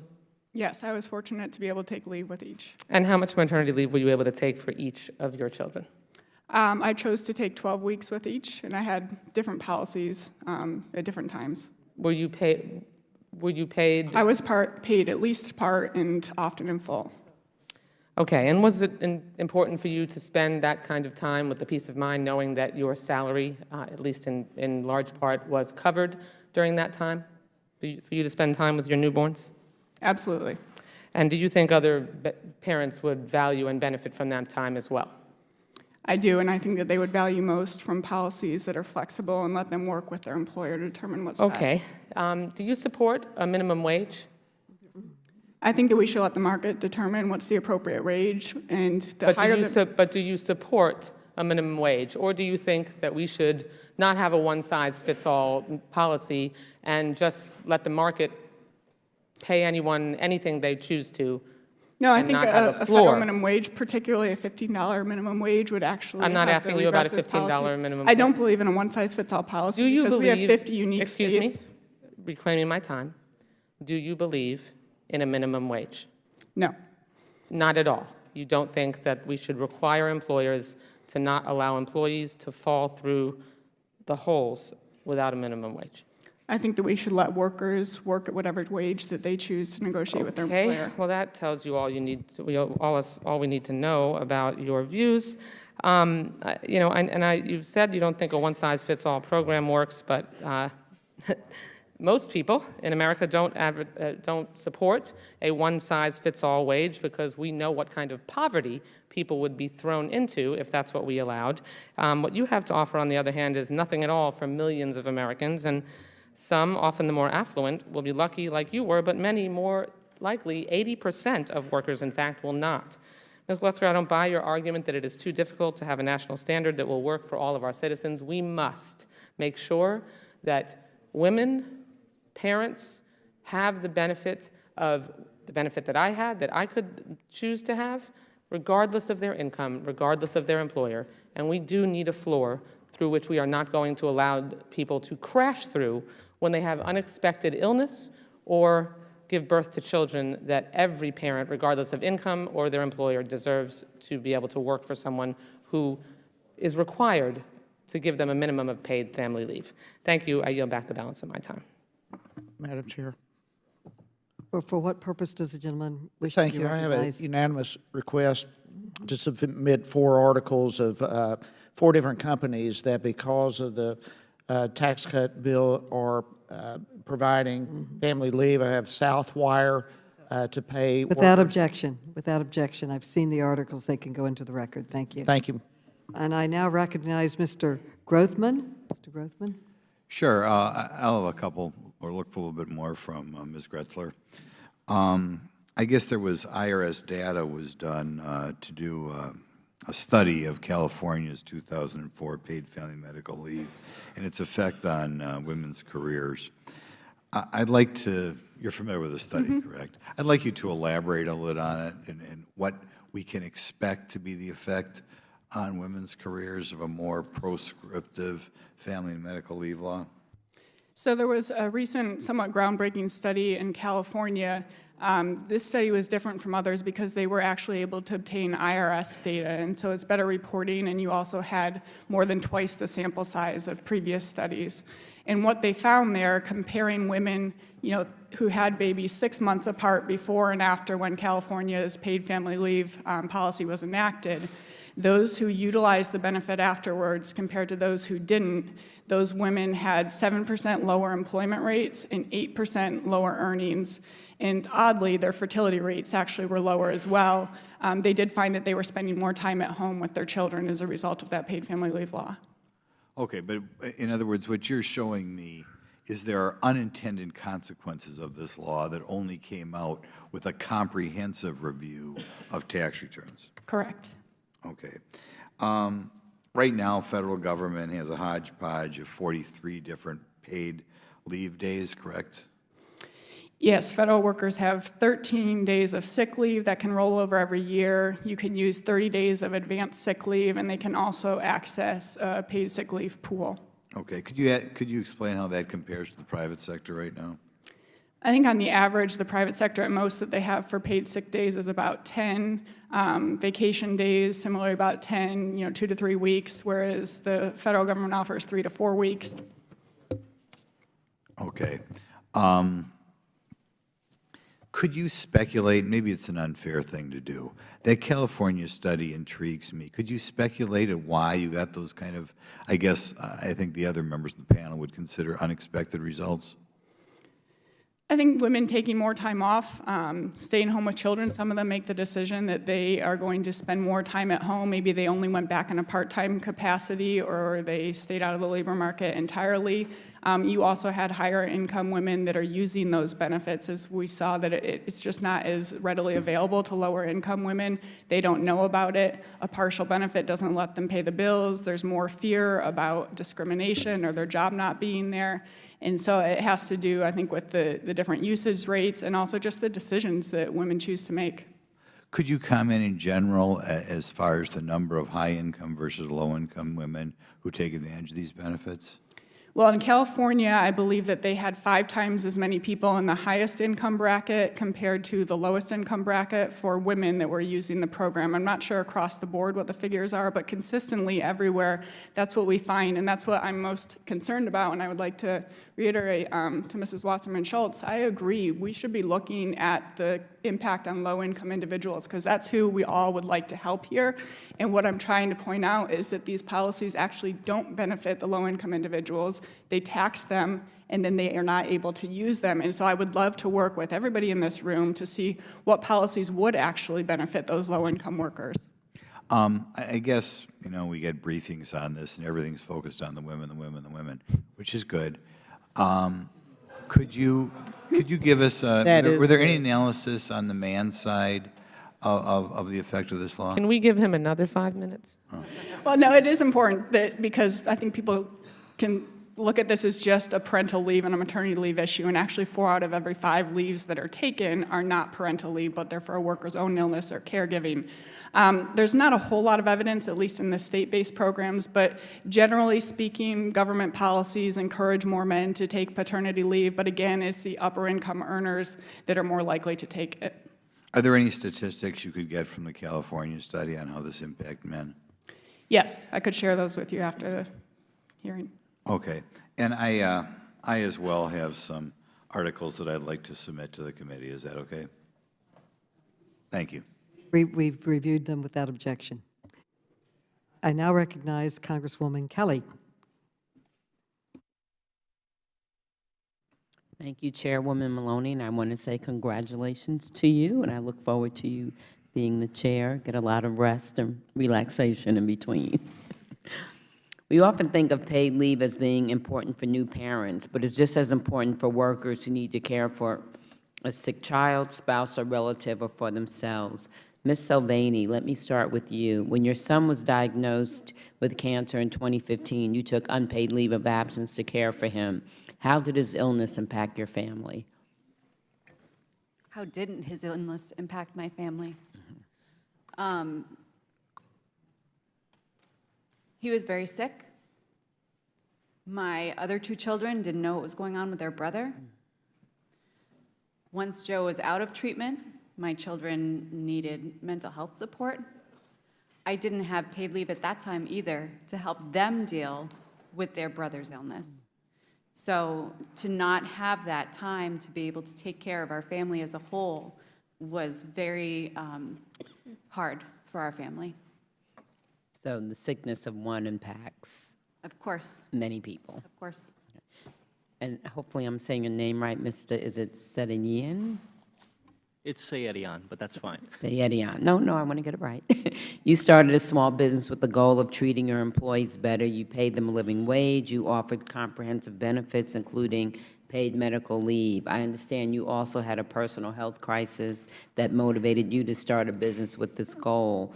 Can you talk about how your concussion set you back and how difficult it was to address your own health needs? Sure thing, yeah. A few years back when I worked in consulting, I sustained a concussion. I wasn't able to work primarily because, staring at a bright screen, reading words, all that kind of stuff, that's prohibited when you're trying to recover from a head injury. So I ended up taking more than a few months off of work. I was able to do so because of the kindness and benevolence of my employer and their forward thinking in having a disability policy in place. Likewise, the same is true for my own employees at Well-Paid Maids, but ultimately this kind of thing shouldn't rest on having an employer that is thinking forward about something like this or is kind of enlightened on this subject. Thank you. And Ms. Tucker, turning to you, you mentioned in your written testimony that you served as a caregiver for your mother and your sister while raising a family, meaning you are part of the sandwich generation. What does access to paid family and medical leave mean for communities of color whose families are more likely to be intergenerational and whose members are more likely to take on caregiving responsibilities as a result? That's exactly right. That is so correct. Our families are more likely to be intergenerational. And paid family leave would mean that families would have a cushion, an ability to take some time with that, even with that reduced salary, to do what they needed to do with their ill family member. We know that a quarter of young African-American millennials between the ages of 18 and 35 are caregivers. And many of these caregivers are earning $30,000 annually. And I believe this is because they are in jobs that allow them to take care of the family member. So this means that their earning power over the lifetime is stunted, starting at the starting gate. Thank you. Thank you for sharing your stories. Many people across the United States can relate to them. Dealing with a medical condition or health crisis is scary and stressful, and it can already be financially crippling without losing your income. And I know when I entered Congress, I represent the 2nd Congressional District of Illinois, and I had the highest rates of foreclosures in my area because of healthcare issues. According to one recent study, 42% of new cancer patients lost their entire life savings within 2 years because of the cost of treatment. Ms. Shay-Bo, how does a lack of access to paid medical leave compound how much it already costs workers when they or their family members are sick, even when they have insurance? And also, when my colleague was asking a question, you kind of made a face, so I didn't know if you wanted the opportunity to respond to. the answer. I'm not sure which question that was, but I have lots of lots of facts and opinions. On the point about caregiving, I think there was a fantastic new study that was released last week by the National Alliance for Caregiving and Caring Across Generations, which showed that more than half, I think 3/4 of people who are caring for both a loved one and a child are Gen X, which is my generation, and I'm dealing with this myself now, or are millennials. And so as we're thinking about how do we provide for the financial security and stability of this incredibly important cohort of folks that are going to be with us in our workforce and in our communities for a long time, how do we make sure that we're not piling on medical debt, lack of access to paid leave, student debt, high housing prices, and wages that aren't growing? How do we make sure that, the research tells us that when cancer patients in particular have a family member that's taking them and involved in their treatment, when workers themselves are dealing with a cancer diagnosis and able to take treatment and then recover, they're more likely to get better, they're more likely to go back to work. This is the cost savings around healthcare and the access to paid leave are integrally related, and I believe that this is a feature of this whole conversation that doesn't get talked about very much. But certainly, medical debt, healthcare costs, these are all could be alleviated with better access to paid leave so that caregivers and people themselves can get care. Thank you, and I yield back the time I don't have. Chair now recognizes Representative Comer. Thank you, Madam Chair, and I, too, want to congratulate you on your new position as chairperson of this committee. And I'm confident that all of us in Congress on both sides of the aisle are sympathetic to those families who have children, and those families who are put in a terrible position of having to be caregiver for other family members. I also think that in Congress, those of us who represent extreme levels of poverty are also sympathetic to the working poor. I represent Southern Kentucky, so my district's very vast. I represent the eastern part of the state that has Appalachia. I represent the far western part of the state that has the Mississippi River Delta, two of the poorest regions in America.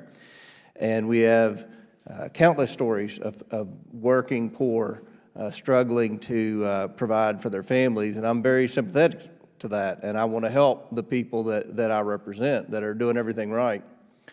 But there are two schools of thought to how we proceed to help these working families. The first school of thought has been elaborated by my colleagues on the left, more government solutions, government mandates, increase the minimum wage. These are plans that have been in place for decades, and they really haven't worked. They really haven't served those areas of extreme poverty in my congressional district. And there's another school of thought that I feel like we've tried to employ over the last 3 years in Washington, and that's more of a market-based solution, where we focus on trying to grow the economy. And I believe if you look at where we are today, we've been very successful with the passage of the Tax Cuts and Jobs Act, with President Trump and the last Congress's efforts to focus on burdensome regulations to try to get the government out of the way, to grow the economy, to provide more opportunities for all Americans. And we have a situation now where we have maximum employment in this country. I don't think anyone would disagree, whether you're the most liberal member of Congress or the most conservative member of Congress, that the biggest complaint we hear from our employers today is they can't find workers. The economy, the one thing that's holding the economy back today is the fact that businesses and employers are hesitant to invest additional capital because they're not confident they can find workers to fill those positions. So we have a situation where we're having maximum employment, which has led to wage inflation. So this is something that's happened through the market, not through more government laws, not through government mandates, wage inflation. And Ms. Gressler, I want to ask you, how do you feel that the Tax Cuts and Jobs Act has impacted employers and families? Well, we've seen on the employer side that they're able to raise wages and benefits and offer more jobs. And I'd like to highlight, just in this last month, we heard that over the last year, the group of marginally attached workers and those who are discouraged, who I think would apply to a lot of those in your district, that fell by 25% in 1 year. And that's because they have job availability. And it's not just low-wage jobs, it's ones that provide higher opportunities. And in my opinion, those workers are far better off being handed $1,500 in wage gains over 1 year when they're earning a $25,000 salary than having the government take that same amount and tell them that they're going to provide them with these benefits when they might not be benefits that they want to have. I agree. According to the Society for Human Resource Management, 20% of employers in 2019 offered family leave beyond what is required by FMLA. This represents a 6% increase from the prior year. Do you think this trend will continue? Exactly. We're on this upward trend. The strong economy, the tight job market means that the employers have to compete, and they see the value in it of offering those benefits because they can get the workers that they need and they can retain them. And so I think that this is not the time to stop that upward growth. I agree, and I'll conclude by saying this, Madam Chairman. I think that when we have a situation like today where we have maximum employment and employers are competing for employees, the businesses that take the best care of their employees are going to win the battle of the best employees. So I feel like we're on the right track in America, and I hope that we can continue the pro-growth agenda that has led to unprecedented prosperity, but there are still lots of pockets of poverty in America, lots of families that are struggling, and those are the people that we certainly need to focus on. I think the solution is a market-based solution. Madam Chair, I yield back. The chair recognizes Representative Lawrence, one of the co-chairs of the Women's Caucus that has prioritized this issue. I want to thank you, Madam Chair, and congratulations. It's wonderful to be able to add a woman to this wall of men as the chair of this caucus, this committee. I also want to thank you for being a champion of this issue. As stated, I have the honor to serve as the bipartisan and Democratic women's co-chair for this Congress. The issue of paid family leave is something I hear frequently about. Ensuring that women and family and parents have the ability to preserve their economic security while continuing their employment in this country. One of the things that troubles me, Ms. Gressler, it's an oxymoron. You're saying that because of this tax cut that many workers have not received, although there has been a tremendous increase in pay to stock owners or boards, if they have more money, it should equate to embracing providing paid family leave.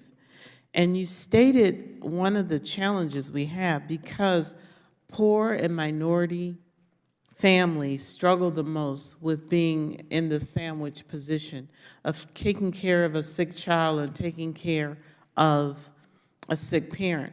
But what is something that is not being talked about is that for women, maternal mortality in the United States is one of the highest in the world.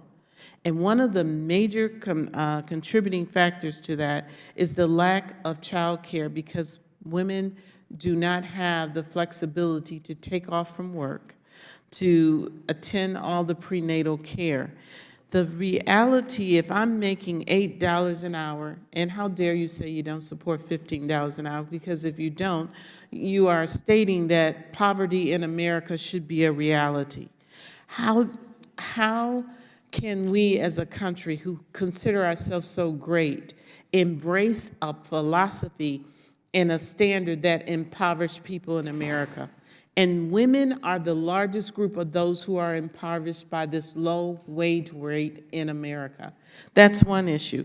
The second issue is that when we as a country understand that the only way that we increase the population in this world is through childbirth, and that there is a need for a woman to be able to take time off. And God help her if she has a child who's sick. And so after the birth of the child, continuously having to care for that child, that could be the father, that could be the mother, that could be a same-sex couple, all of the issues that goes with caring with a sick child.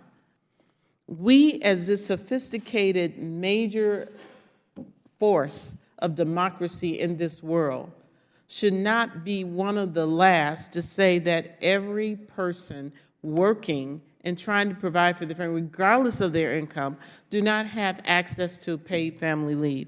I want to ask a question to Ms. Shay-Bo. How many workers across the country currently have access to paid family or medical leave benefits? So today, 19% of workers have access to paid family leave. That's to care for a new child or a seriously ill loved one. And how current is that data? That is from March of this year. So March of this year, the big, amazing, fix-all pay cut happened. Yeah. Did that have a major increase on providing this benefit to American workers? No, and in fact, more to the point of low-wage workers, over the past 5 years, we've seen access increase from 13% to 19% overall, so a 6% increase. Among the lowest wage workers, it's gone up by 2 points. Among the highest wage workers, it's gone up by 12 points. So we're seeing the divergence in access to benefits actually increasing exponentially.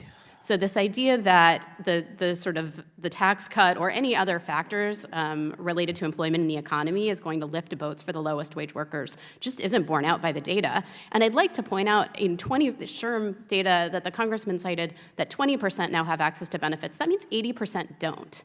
And Exactly. so I am very concerned about the 80%. I'm extremely concerned about the 94% of low-wage workers. And that's who we need to be focusing on. And the idea that any of the half-measure solutions or solutions that are rooted in austerity rather than in new investment just doesn't play out in terms of people's access to the benefits that we're looking for them to have. I want to close with this. Your time is, the lady's time has expired. May I? And the next witness is Ms. Miller. Thank you, Madam Chairwoman, and thank you all for being here today. Ms. Silvani, I want to express my empathy to you. There is nothing more frightening than when one of your children are sick, and I'm glad that little Joe is doing so much better. The topic before us today is multifaceted and extremely personal. Likely, the issue of leave has impacted each of us, our spouse, our sons and daughters, at some point in our lives. Through the enactment of the Tax Cuts and Job Act, we have seen businesses not only increasing the pay of workers, but also increasing benefits such as family leave. The President and his administration have worked to cut regulations to ensure a more prosperous economy. It is amazing to see the positive advancements that happen when we free businesses from overtaxation and burdensome regulation. Madam Chair, I would ask unanimous consent to offer a study about California's paid family leave into the record. Representative Grothman mentioned it, and I think it's important that it should be included. Ms. Gressler. I won't object, but I'll ask that we be able to see that. Absolutely. It has not been given to us. I certainly have no objection. Okay. Without objection. Thank you. Ms. Without Gressler. objection, so ordered. Thank you, ma'am. We have seen the unemployment decrease to 3.5%. We now see employers competing to find good workers. How has the strong economy under President Trump impacted the benefit packages that companies can now offer? Well, not only have we seen more people have availability to jobs, and you can't have a good benefit package until you have a job, but we've seen a large increase in the number of companies that are offering paid family and medical leave benefits. More than 100 large employers have now come out offering these benefits, and these are not just the upper tiers, the consulting firms. These are the Lowe's, the Target, the Starbucks that typically employ lower wage workers who all now have access to these paid family leave benefits. In your testimony, you mentioned that record low unemployment is providing opportunities for marginalized workers. Can you expand on that? Yes, and this is why I want to iterate that the strong economy is better than something like imposing an excessively high one-size-fits-all minimum wage. The evidence has shown that when you impose high minimum wages, you crowd out the employees who are the least marginalized and those who have the hardest time finding a job. It's the lower rung of the ladder that gets cut off, and those workers have no opportunities then. On the other hand, if you provide pro-growth policies that let employers have more benefits to offer to create new jobs, they have opportunities to draw more workers into the labor force, and that's exactly what we've seen. We've seen people who were disabled before, who were discouraged and just gave up on finding a job, and now there are hundreds of thousands of them that have jobs, that are supporting themselves, and that have the benefit of seeing that paycheck that they get as opposed to relying on a government benefit. You know, that's kind of an intangible value to them to be able to provide for themselves and to have choices and flexibility over what they're doing with their money. Thank you. You also discussed how wage growth has helped contribute to reversing income trends, contributing to inequality. Can you elaborate how the current economy has done this? Yes, and I just wanted to actually point to my written testimony there because I think there is, based on the recent jobs report, I'm quoting here from the Council of Economic Advisors. It said that from the start of the current expansion through the end of 2016, average wage growth for production and non-supervisory workers lagged that of managers. The bottom 10% of wage earners had previously lagged that of the top percent. Those without a college degree lagged that of the college graduates, and African Americans lagged that of white Americans. Since President Trump took office, each of those trends have been reversed, contributing to lower income inequality. And these are the types of pro-growth, free market policies that are bringing the bottom end up. And those people who have been marginalized before, they are benefiting the most from this.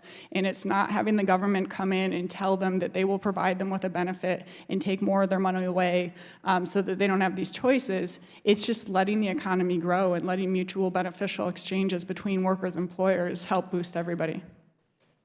I understand that the private sector approach is better than a one-size-fits-all approach. How can we encourage innovation and leadership in the private sector in terms of paid family and medical leave? There are lots of things that we can do without a government program. You know, the Working Families Flexibility Act, all it does is it lets private sector workers have access to the same thing that state and local workers have right now, and that's the choice between if you work overtime hours, would you rather take time and a half of paid leave, or would you rather take that time and a half of pay? It doesn't force anything upon anyone, and if you are a parent, particularly a single parent, that time off is a lot more valuable in many cases than just having a higher paycheck. There are other things that we can do to encourage among employers. With Ms. Silvani's case, I was thinking of my brother-in-law and my sister-in-law, and he's a school teacher as well, and in his situation, they had a paid sick leave pool. They had a daughter that was born weighing a pound, and they had to have, extended time off, and she was an hour away from where they were, and he had access to that. Other workers were volunteering. I would love to see more employers, particularly larger ones, to say, we're going to set up a The pool gentleman's that you can time, contribute woman's to. time has expired. Okay, all right, thank you. Thank you. I ask unanimous consent to yield 1 minute to Representative Lawrence, who wants to thank her constituent who's on the panel. I want to say that it is very important that we understand the role of government, and to thank all of you for coming out in each role that you play and adding light to this issue. I count on government for a number of things, and to say that we don't need government to intervene on an issue that is going to be transformational for the quality of life of Americans is something that I feel very strongly about. I have a dream as well for this great country, and I try to keep hope alive, but I know that I have to take action and do the work.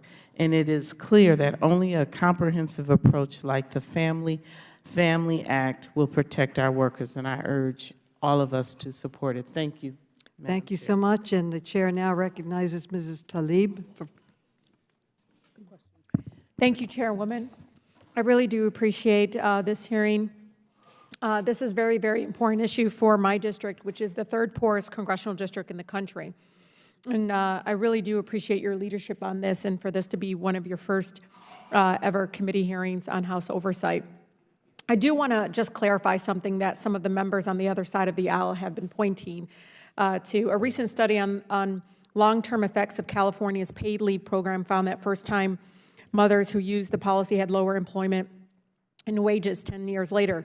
Ms. Shay-Bo, I would like to ask you about this specific study, because I don't want people to mislead the public in regards to this, especially because, you know, I look at studies, polling, everything, and sometimes it doesn't match up with what's actually happening on the ground. So were there any limitations to the scope of this study that you could shed some light to so that we can have the facts before us and not make any misleading comments? Yes, absolutely. So this study is interesting. It is an outlier. Many studies in California using different methodology have shown an increase in both labor force attachment and earnings over time. I think what's interesting and limiting about this study is that it studied the very first cohort of women who took leave, who had the additional 6 weeks of leave available in 2004, the third quarter of 2004 specifically, and followed the earnings of that cohort over a 5-year period and then a 10-year period. Now, there might be something unique or special about that first cohort of women.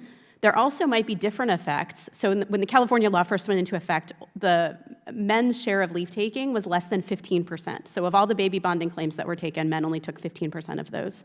Now we're above close to 40%. So there's trends in gender equity that have changed. So we don't know how that study would bear out if it was repeated, you know, on data that was more recent. In fact, there have been other studies conducted of California mothers that show that paid leave had a positive impact on the workforce. Isn't that correct? Yes, absolutely, and a particularly substantial effect on Latina women and low-wage women. So it is not right to focus everything on this one particular study. The other thing that this study really shows is that we need to think about how we make policies accessible for men, how we encourage men's leave taking, how we pair childcare, better access to quality, affordable childcare for parents, and how we think about part-time parity and the wages and benefits and opportunities for people who do choose to work less than full-time.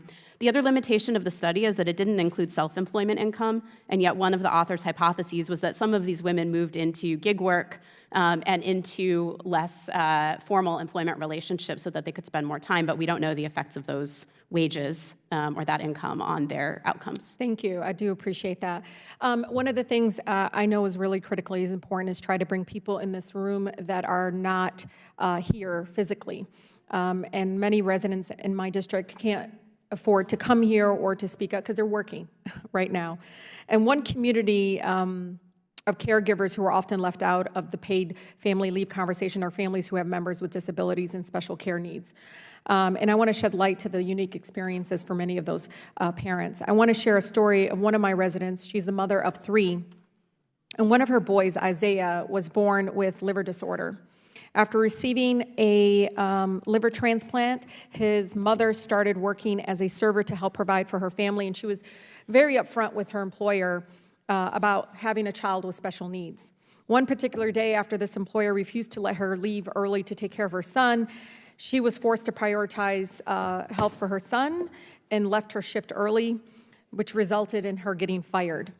As it stands, her son, Isaiah, takes 8 medications daily and goes to the hospital at least once a week to check his liver blood levels. If the U.S. had an exclusive paid leave policy, not only would it keep my resident, this mother, to still have a job, but she would have been able to confidently work without her livelihood being threatened on a regular basis. Ms. Shay-Bo, can you elaborate on the unique difficulties that families with special needs children have?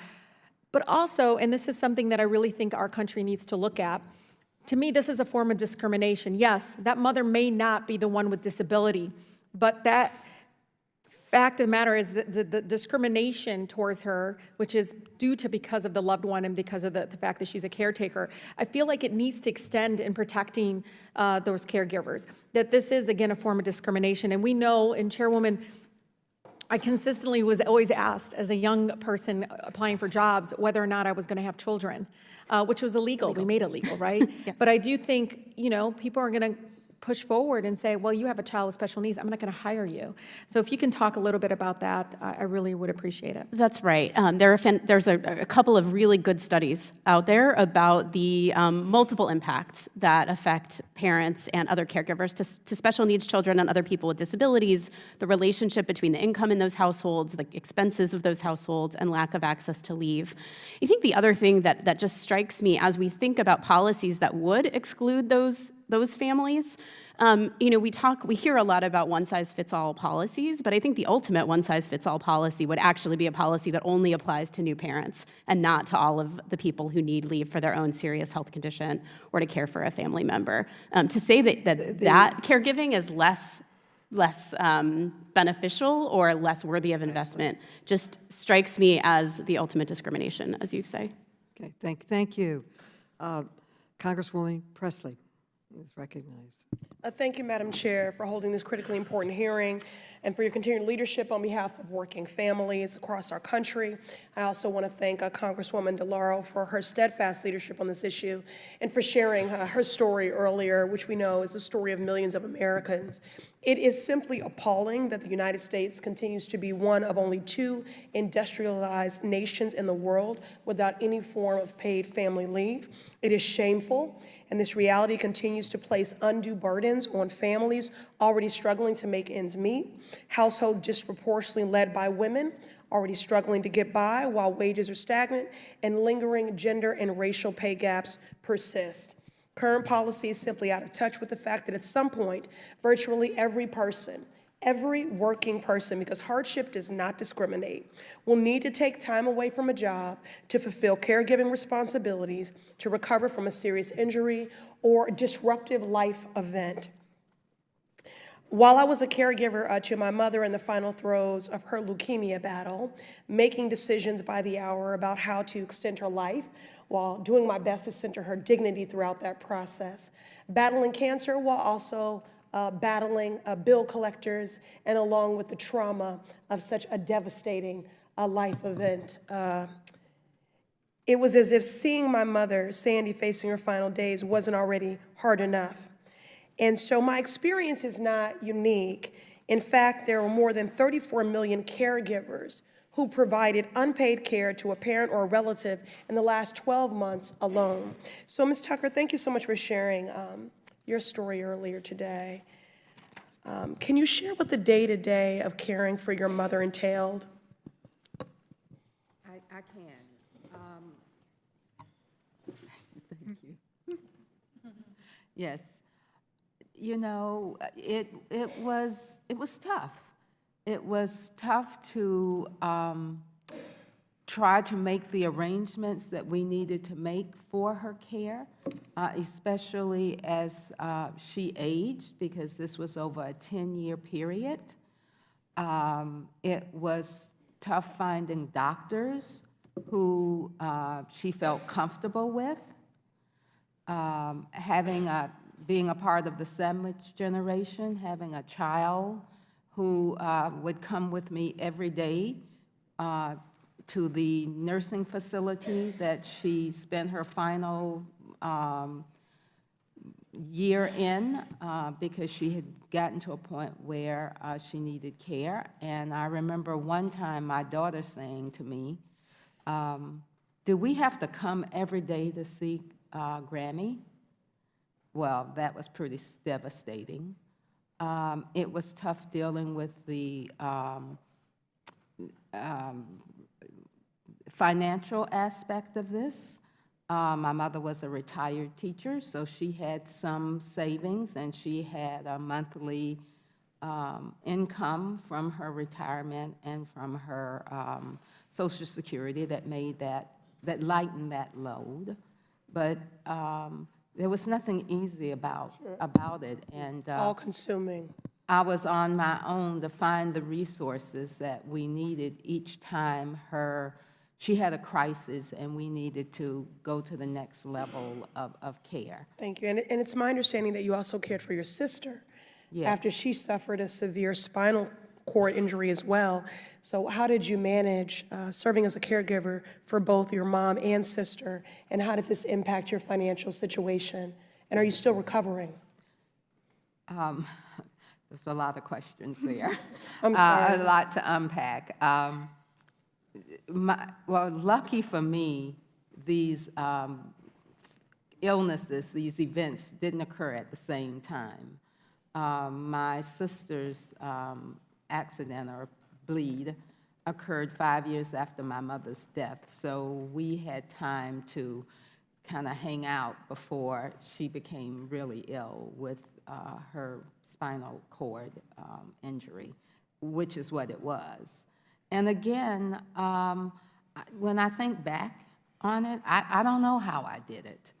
I just found the resources that I needed to do it, and I was in a place where I had the flexibility with work to do it. I had vacation time and I had sick leave, and I'm one of those people who's always at work, so I had accumulated a lot of leave that allowed me to pinch off the 3 hours I needed to go to the hospital before coming to work.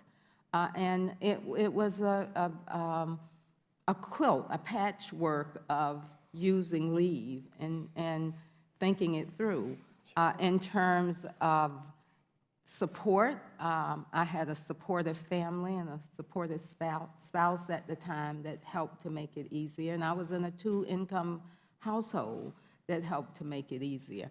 But it meant that I was up late looking at the numbers for trying to figure out how we were going to make it happen.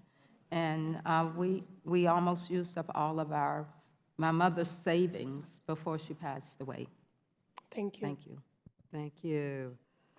The chair recognizes Mr. Raskin. Madam Chair, thank you very much, and congratulations to you, Thank you. on your first hearing. And I know that this will be an important landmark for you, the way that it was an important landmark for Chairman Cummings when he had the prescription drug reform hearing as his first hearing of the new Congress.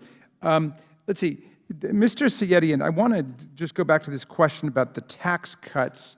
Some of our colleagues have suggested that the $1 trillion tax cut for the wealthiest corporations and people has provided paid leave benefits to workers. And I know there was a limited temporary tax credit for employers who provide 2 weeks of paid leave that was built into the legislation. But is there any evidence that this $1 trillion tax cut has actually made a structural difference in people's ability to get family and medical leave? Not that I'm aware of, and certainly not in my experience. I mean, I certainly, as a small business owner, don't feel the effects of that law, I would say.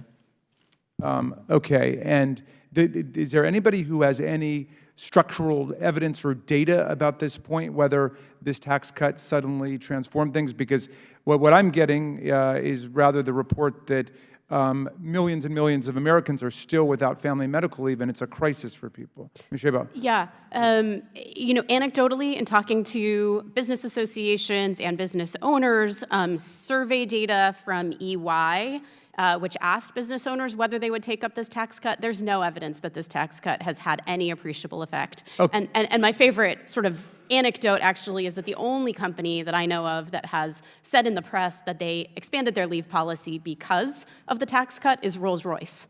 Okay, let me stick with you for a second, because I have 3 children who are the light of my life, along with my wife, and the apple of our eye, and I consider it obviously a profoundly meaningful thing to be into parenthood, and I'm a co-sponsor of the legislation to create family medical leave. But I do get questions from constituents, and not just right-wing Republicans. There are people who are concerned about the environment and climate change who say, should we be, as a society, subsidizing the act of having children when we have concerns about population and we've got concerns about climate change and the carrying capacity of the earth? What is the argument you make about the importance for this, not just those of us who have children, for people who, for whatever reason, choose not to or don't have children? Well, part of the reason that the inclusive and comprehensive nature of the Family Act, which covers all of the FMLA caregiving reasons, is the right approach, is because there are some people who will never have children, but they do have parents. Everybody has a parent. Everybody is a child. if you were here. Everybody has somebody that they need to care for or may need to care for themselves. In terms of the value of paid leave to the care of children and to the well-being of children, we know that access to paid leave affects brain development and child outcomes. It means children are more likely to be taken to the doctor to get immunizations. There's a study from California about reduced head trauma. There's a study about reduced ADHD and So better it benefits educational society outcomes. generally when we take care of children. And people are going to have children anyway. We need people to have children because Yeah. we need a workforce of the future. But what we need to be able to do is invest in those families and those children so that we provide the best possible opportunities. Okay, for what are them the over long specific term. benefits that a new mother gets under the paid parental leave policy? So a new mom under the Family Act would have access to 12 weeks of paid leave at 66% of her wages. If the evidence shows, women who have access to paid leave, higher rates of breastfeeding if they're Yeah. able to breastfeed, reduced rates of maternal depression, certainly connection to maternal mortality and other adverse outcomes. And the fact that 23% of women in this country go back to work within 2 weeks of giving birth, still bleeding in some cases, needing to be able to be with their child is just outrageous. But Mr. Grothman says that he has the impression this is all about women, women, women. But what about fathers? What's in there for fathers? Well, when fathers have access to paid leave, which they do under the Family Act, and which we know some best practices about incentivizing men's leave taking, and we know that men want to be able to take leave, they just often either can't financially or feel that the culture's holding them back. They're more likely to be engaged in their child's care over the long term, and some evidence suggests that when men take access to leave, women's wages actually go up over the long term. So this is about enforcing or creating new standards around gender equity, both in homes and in businesses, but it's also about the well-being of that child and the stress in the household. Thank you. Commissioner Asaro Angelo, what kind of impact does it have on families in your state to make these kinds of benefits available? It has a tremendous positive impact, Congressman. I hear from folks every day, to be quite honest, from workers and from businesses, about what it means to them to be able to have the stability, whether it be caring for a newborn or caring for a family member. To hear Ms. Silvani's story and think about something like that going on every day in your family, to not have the support of your fellow workers, of your state, of your employer, to get through that could be devastating. And as a time we mentioned earlier about every employer is looking for more and more workers, we need to be there as a state to help provide for them the support those workers need when facing either a birth or a family tragedy. Thank you. I yield back. Thank you. The chair recognizes the distinguished ranking member, Mr. Jordan. Thank you, Madam Chair. Our colleague from Maryland just was pointing out, or trying to point out, that the tax cut had no effect on the amazing economy. I'll give you some numbers. How about the 266,000 jobs that were added just last month alone? How about the 54,000 jobs in manufacturing to my colleague from Maryland? How about the fact that unemployment's at 3.5%? Was a lot higher than that just a few years, a lot higher than that before the tax cuts and regulatory changes were made. And how about this fact? Businesses expanding family leave benefits as a result of the Tax Cuts and Jobs Act of 2017. Broadridge Financial Solutions, Lake Success, New York, Charles Schwab Corporation, San Francisco, California, Chipotle Mexican Grill, headquartered in Denver, Colorado, CVS Health, headquartered in Woonsocket, Rhode Island, Dollar Tree, headquartered right here in Virginia, Lowe's, headquartered in Mooresville, North Carolina, Rolls-Royce, Southwire, headquartered in Georgia, Sprouts Farmers Market, Ellicott City, Maryland, Starbucks Coffee, all because of the tax cut bill.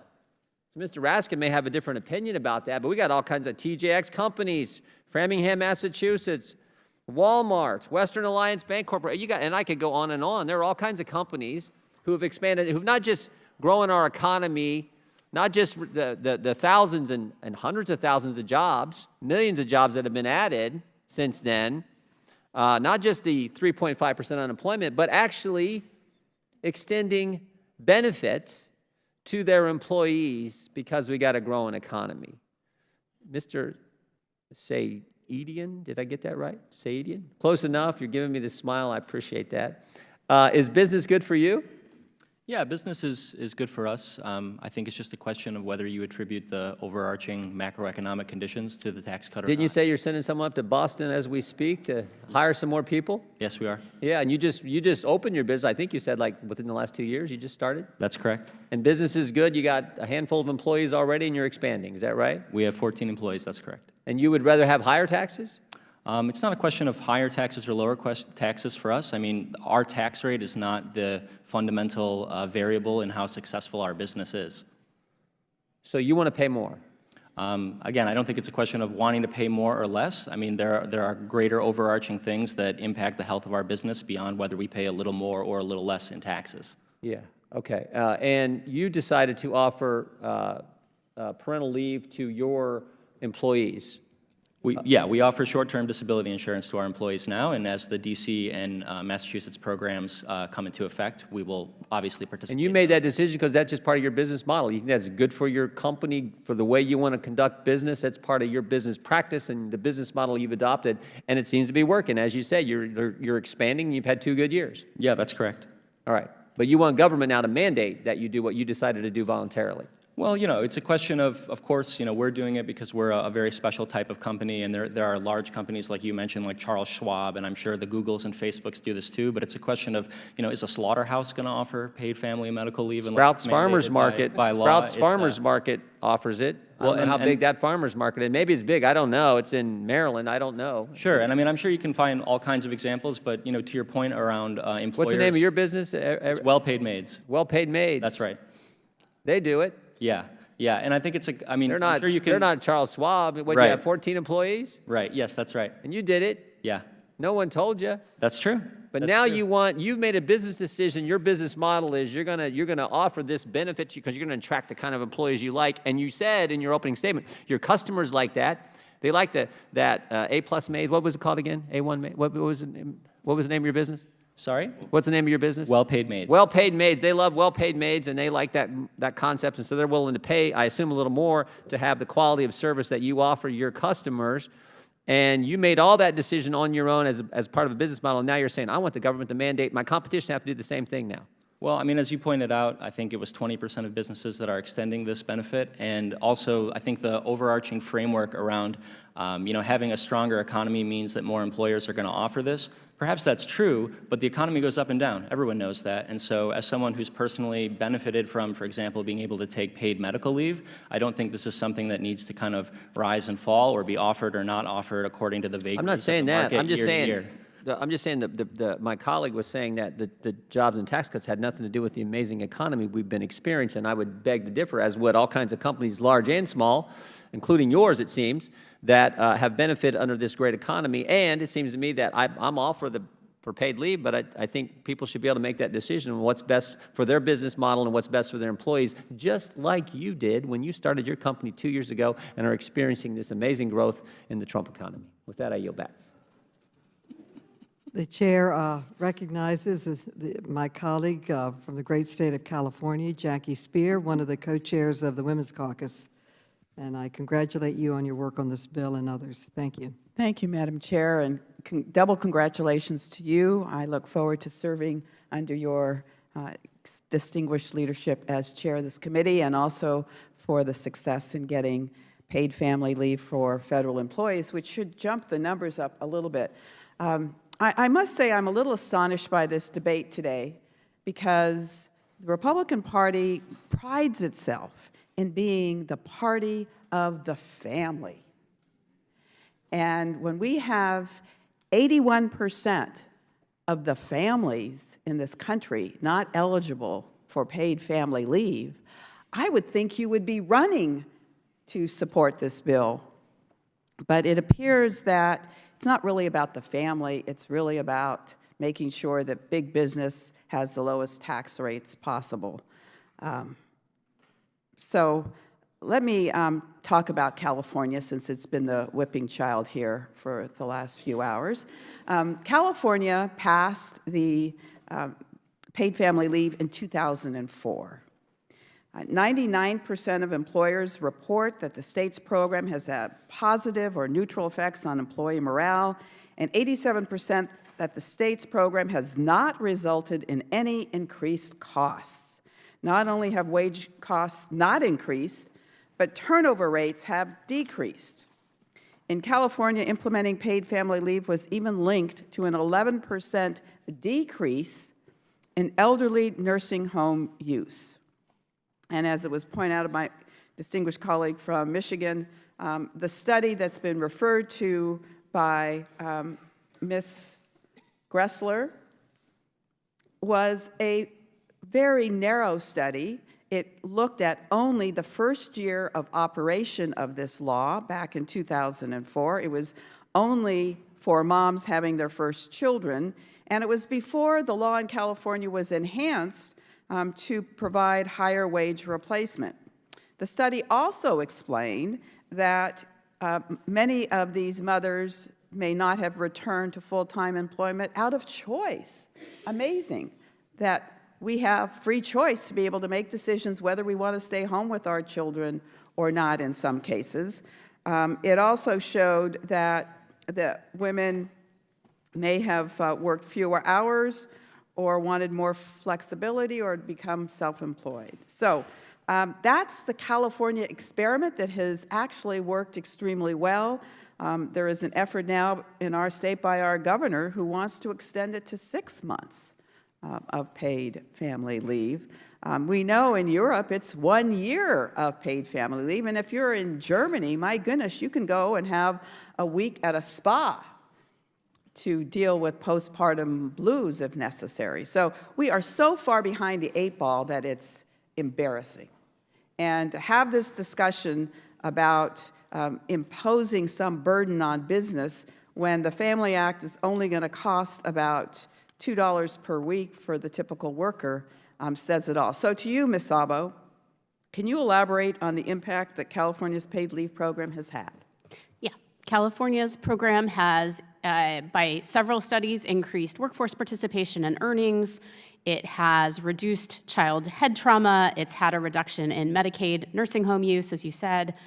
It's been tremendously positive, and we've learned a lot about what it takes to implement a program effectively and make sure that the people who most need to be able to use the program are able to use it. And those efforts are ongoing. So medical legal partnerships are being developed by groups like Legal Aid at Work. The state is trying to do a better job of outreach and engagement to people in other parts of the state besides the sort of big cities. There's a lot of work that needs to be done. I think, and on the cost element, California's contribution is 1%. There's never been backlash on that. There's always been a surplus in that fund. And what we see in national polling data about willingness to pay is that workers are willing to pay far more than that 1%, and certainly far more than the 0.4% that the Family Act would require. And even the cost estimates that are at the outer bounds of a good cost estimate around what usage would look like show that the costs will not be prohibitive and that people are willing to pay those costs. And some of the cost estimates that are out there, like one of the ones Ms. Gressler mentioned, are based on completely out of bounds estimates around leave taking. So for example, the American Action Forum study that they referenced suggests that there would be 16 million parental leaves a year. We only have 3.8 million babies born in this country every year. So we can't rely on those cost estimates. There are good estimates from the Institute for Women's Policy Research and the University of Massachusetts that are much more accurate. There's even a cost calculator on the American Enterprise Institute site that was developed by a team of researchers that shows that costs in no way, even taking the most generous estimates, will be more than 1% and more like the 0.4% that's currently in the bill. I thank you, and I yield back. Thank you, and the chair recognizes Mr. Kelter, Representative Kelter from Pennsylvania. Thank you, Madam Chair. Just want to thank the panel of witnesses for being here today. This is an important topic, and I'm glad the committee decided to take this up. As a person who's had firsthand experience with a sick child many years ago, this is something that's near and dear to me. And also as a former manager of a large wood products manufacturing company, I have experience in operating a business and having a large number of employees work at that business. And it's clear that successful businesses and operations require investing in their employees. Whether it's, as we did, paid time off. I think we're similar to the maid business here, where we had disability policies for employees for short-term disability. There are many options available. In addition to just time off, there was also educational opportunities and so on for dependents of the employees. But just one thing I'd like to talk about is, now that the Tax Cut and Job Act is the law of the land, Employers are providing increased wages, more benefits, and more flexible schedules for their employees. Under President Trump, unemployment has fallen to 3.5%, and according to the Society for Human Resource Managers, 20% of employees offer family leave beyond that of FMLA, which represents a 6% increase from 2018. So when employers are given the opportunity to provide benefits and have the ability to do it, it shows that that is happening. Ms. Gressler, do you think this trend would continue? I think that if we continue to have this strong economy and the tight labor market, that we can absolutely expect this trend to continue because it is in employers' best interest to offer these policies. Okay, thank you. And again, Ms. Gressler, how are companies responding to the increased desire for family paid leave? Paid family leave, excuse me. A lot of them, the larger companies, are responding as we've listened to that list that they're offering formal policies. But I think that what we're not hearing as much about is the smaller employers who make up the lion's share of employment in the U.S. And whereas they might not be offering formal paid family leave policies that show up in the data, I think they're offering more flexible options, whether it's increased paid time off or just working individually. And that's actually how most employees who take family and medical leave receive pay, is not through that formal FMLA policy, but through other types of leave that allow them to receive pay. Okay, thank you. And just one thing, in your testimony, you mentioned one-size-fits-all programs are either too exclusive or too inclusive. Can you expand upon that? Yes, it's just hard. As we've seen today, there are so many different needs for benefits, and some of those needs are an entire year or more, and a federal policy that provides 66% of your wages for 12 weeks maximum, it might make a small dent, but it's not going to meet those needs. It's not going to meet long-term needs. It's not going to be able to provide that benefit immediately if you have to rush away from work for an emergency. You know, the better way that we can get at those is the flexible policies, and if you become too inclusive and do pass a policy that's any leave for any reason, the costs are tremendous. You know, there was some talk about costs already, but the Family Act, that is not a policy that can finance the current amount of leave that's taken today. It could finance about 1 in 5. So either you have to have rationing of a policy like that, or you have to scale it back even more so that it's such a bare bones program that it particularly would not be able to benefit low-income workers, and very few people would use it. Okay, thank you. I appreciate that. And again, I appreciate the participation of all the panelists today. Thank you, Madam Chair. I yield back. The chair recognizes Congresswoman Ocasio-Cortez.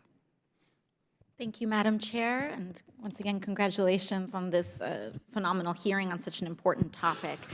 You know, I have to disclose that I have a stake in this fight. When I was first starting my office here, I decided to offer 12 weeks of paid family leave, and in my first 11 or 12 months in office, there have been 6 pregnancies in my congressional office, and 6 folks have taken pregnancy or medical leave. 5 of them men in my office, new fathers or folks that are taking medical leave, taking care of their families, this has been a very important dynamic. Many of the men in our office have testified how after the birth of their children or in supporting their partners, how critical it has been to be there for in each of these cases, the women in their lives. I would like to submit to the congressional record 2 testimonies from my staffers, Marcus Bettinger and Ariel Ekblad, on the impact of paid family leave in our office. But out of these testimonies, 2 important statements stood out. From my staffer, Marcus, he said, "As I write this today, I am currently home with my oldest son, while my partner visits family in Ohio with our youngest son. This might seem an inconsequential detail, but if I was not able to take this time off from work and be fully paid, my partner would not have been able to travel." And from my chief of staff, when asked about does giving dads less paid parental leave than moms contributes to the pay gap, when asked about that, she said, "My thought is this. There is this often explicit but sometimes tacit assumption that child rearing is the job of the mother, but child rearing is the job of the humans that have collectively decided to have that child. When you have an institutional setup when you have institutional setups that reify that say, oh, actually dads don't need as much time because it's not their job to child rear, it's problematic. It creates expectations for employers who presuppose if I hire a woman in a certain age range, she might leave, but if I hire a man in that same age range, he would not. Ms. Shay-Bo, can you illuminate a little bit on the impact of paid family leave for men and on folks, the positive impacts that could have on people who give birth? Absolutely. And the sentiments that your staffers have articulated actually came up really poignantly last week on a panel that I moderated at New America on the release of our Men in Care report, Men in Paid Leave specifically. There were 3 dads who talked about the cultural expectations that dads wouldn't take leave. They were able to negotiate, to cobble together. One of them had a wife who had a horrible labor and a baby that was in the NICU, and he was back to work within a week. Unknowing, sort of talked about how even in the childbirth classes and Lamaze and all of the other things he did, there was never a discussion from the hospital system or from his employer or from any of the other men in his life about the importance of men taking leave. So policy is a precondition. We have to design policies that have wage replacement that's high enough that men can afford to take leave. We also need a culture and sort of a discussion and men standing up to say, leave taking is important to me, and here's the way that it allowed me not just to bond with my child, but also to support my partner. Thank you, Ms. Shay-Bo. Ms. Gressler, you said earlier that you don't believe in a minimum wage. Is that correct? You believe the market should decide? I don't think that we should take a job opportunity away from somebody if they're willing to work at a particular wage that the government is not allowing them to. So no, you don't believe in a minimum wage. I take it you don't believe in health care as a right either. Is that correct? I believe that we should help provide access to health care. Okay. Do you believe employers should offer health care to every employee that they have? I think that as part of a benefits package, they should determine what is the best way and what do the workers want. Okay, so no, you don't believe it should be uniformly offered I think it should be what workers want and what employers Okay, are able so to the provide. answer is no. And similarly, your view on parental leave is to let the market decide. And I think what we've seen here is that the market has decided. Ms. Shay-Bo, 80% of families don't have access and workers don't have access to paid parental leave, correct? Paid family leave. So care for a child or a seriously family member, about a half of moms don't have access to paid leave. So the market's decided. And what is the most common length of parental or paid family leave that you have seen? In general, it's like 6 to 8 weeks, but it really depends, and there's not a great there's not a great sample that tells us. 6 weeks. Do we know how long puppies are allowed to stay with their mothers after a dog has given birth? I don't. 8 weeks. Wow. So the market has decided that women and people who give birth deserve less time with their children than a dog. And I think that at its core, has shown that the market has failed to treat people with dignity and with basic respect. And so when that happens, I think it's our job as the public to redefine the rules of society and to treat people who give birth with the dignity that they deserve. Thank you very much. Congressman Gomez. Madam Chair, thank you so much for doing this important issue. This is an issue for me that's personal. Most issues are, but I was growing up, my parents worked 4, 5, 6 jobs a week to make ends meet. And I got sick when I was about 7 years old, ended up in the hospital with pneumonia.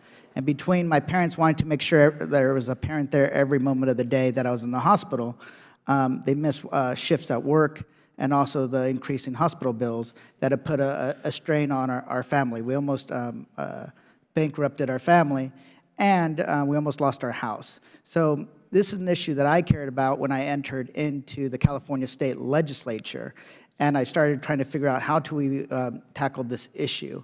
And I learned about paid family leave, and they did a study in 2014, 10 years after paid family leave was implemented, and they had learned a lot of lessons. It wasn't a perfect law, but it was actually a revolutionary law. It started off, nobody else had done it. But there was 3 things that were lacking. One was wage replacement needed to be high enough so people can actually take time off and take it. There has to be better job protection, especially for people that are working at places with less than 50 employees, and the last one was awareness. I actually introduced AB 908, which redefined and restructured the wage replacement in California so that lower income workers get a higher wage replacement than the higher income workers. We're still seeing how that's going to play out. But we recognize that we need to make this stronger and better. And we've seen great statistics. 40% of men now taking time off. That it's no longer a question, why is a man taking time off to bond with a newborn child, but more as an expectation, right? That's a good thing. Ask any woman if it's a good thing that a man will spend time with their own child to bond. They would say yes. Companies recognize that. More and more companies are pushing and pushing and pushing, right, for paid family leave. Not just because, and it is the market, because they know in order to compete for the workers that they need to offer this benefit. So the market is responding, but that's because we had the courage enough to pass a law that most people said that would drive business out of California, when California is now the economic engine and always has been of the country. So paid family leave is a step forward, but we're making it even better. I want to focus on New Jersey, because I know New Jersey did a program. Just want to see what you guys are seeing in New Jersey when it comes to paid family leave over a decade. How many workers have been able to access paid family leave, and what have been the benefit? Have the benefits been to the working families in your state? Thank you for the question, Congressman. Right now, we have 6.5 million workers covered in New Jersey, and unlike some other proposals in other states, this is for every worker in New Jersey, regardless of the size of the business. So that way, we're trying to make sure that every worker can take part in it, not just on the birth of a child or adoption, but also on the caregiving side. We've recently expanded our family leave program to now, so we're going to be able to have a higher wage replacement up to 85%, starting in July 1st of next year, up from the current 66%. So while the program started in 2009, we've been trying to learn from it as we go along, and I think that this past year's changes and improvements that were passed in February are going to go a long way to addressing a lot of the problems that some of the folks on the panel have had with implementation of paid family medical leave, because I think it's going to do a lot to reduce inequality in usage of the system. There's a lot of questions about impact on business. Has New Jersey's program negatively impacted the state's businesses and the business climate? Absolutely not. And I got to tell you, when I hear from businesses about our programs, quite frankly, is about calling me to help them process a claim quicker every now and then. But we've had an increase in businesses over the time the FLI has been in place. Small businesses have grown 6% in New Jersey, and like the person to my left that talks about, it levels the playing field. And when businesses want to offer benefits to their workers, being able to participate in our program, that's one cost they don't have to worry about. Because they know their workers are going to have that protection, have the benefits, and have the wage replacement when they have to go out for the birth of a child or a caregiving incident. Yeah. I think with this panel is very interesting because it's really starting to dig into the issues. But paid family leave programs and any legislation is not perfect. You have to kind of look at it and see how it's implemented. Implementation is always key, and then make adjustments as you learn more. But I think that California, New Jersey, Connecticut, Rhode Island, the states that are implementing it, is starting a trend that I think will reach the Congress, and we actually will be able to implement a national paid family leave programs for the states that refuse to do so. Thank you. We're in constant contact with our fellow states on these programs about what is working, what isn't, and small tweaks we can make together to improve all of our systems. Well, thank you so much, and I want to thank all the panelists. Madam Chair, congratulations on your first day. Thank you so much, and I want to thank all the panelists, and particularly note Mrs. Silvani. Your testimony was very moving to me as a mother of 2 children. To think of that type of crisis is traumatic, and I'm happy to hear that your son Joe is doing better. And I hear stories like yours all the time. People write me. Some of the most effective advocates who come to my office are people like you who've had a crisis and turned that energy into working for change. You wrote that your medical crisis quickly became a financial crisis for your family. How did that added financial stress impact your family?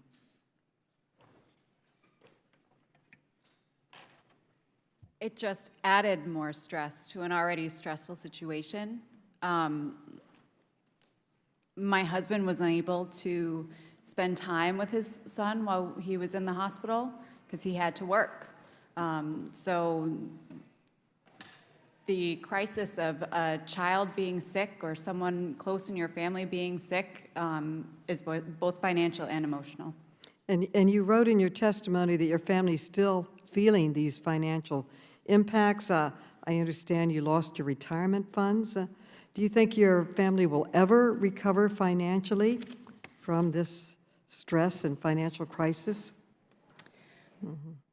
We lost years of investment for our retirement, so I do know that, I'm 38 years old, my husband's 43 years old. We lost 5 years or so worth of investments that we would have been able to have as we get older. I don't have any more funds to pull from in case Joe does get sick again, which is quite a possibility. So we don't have the space in our finances to be able to keep saving and to be prepared for that event that may happen with Joe. And you also wrote about the generosity of your neighbors that came together and helped you in so many ways. But a national paid leave program means that families like yours would not have to really hope that your neighbors would be as generous and wonderful as yours were. And a national program means that families will be able to maintain their financial stability in the event of a crisis, because workers and employers will both contribute to a comprehensive nationwide program. So, Ms. Shay-Bo, I'd like to end by asking you, do you think Americans would be willing to pitch in for a program like this? They've been generous on their own, but do you think they'd want to create a national program that would provide the support for families? Yes. We say that that's our #1 priority as a nation, but if you look at the policies that are in place, there's not enough support for families, in fact, very little. Yes. And in fact, our own country, along with Papua New Guinea, were among 2 countries in a United Nations survey. Only 2 countries in the world did not provide for paid leave for the birth of a child. Yes. And I am thrilled to say that today, Adam Smith announced at our caucus meeting that he had negotiated and gotten that provision in the National Defense Authorization Act, so that 2.1 million families will now have that benefit and support. And we know that from Rosa DeLaura's testimony and others that we will be pushing very hard to expand that to the private sector and to others to provide more support for our families. I can't tell you how thrilled I am that we passed that. I could tell you my own stories all day, and I think many women and men have the same stories. And hopefully this will be a new day in America. We can continue providing more support for families. I really want to thank all of you and all of my colleagues on both sides of the aisle who were here to testify and to really help us move forward.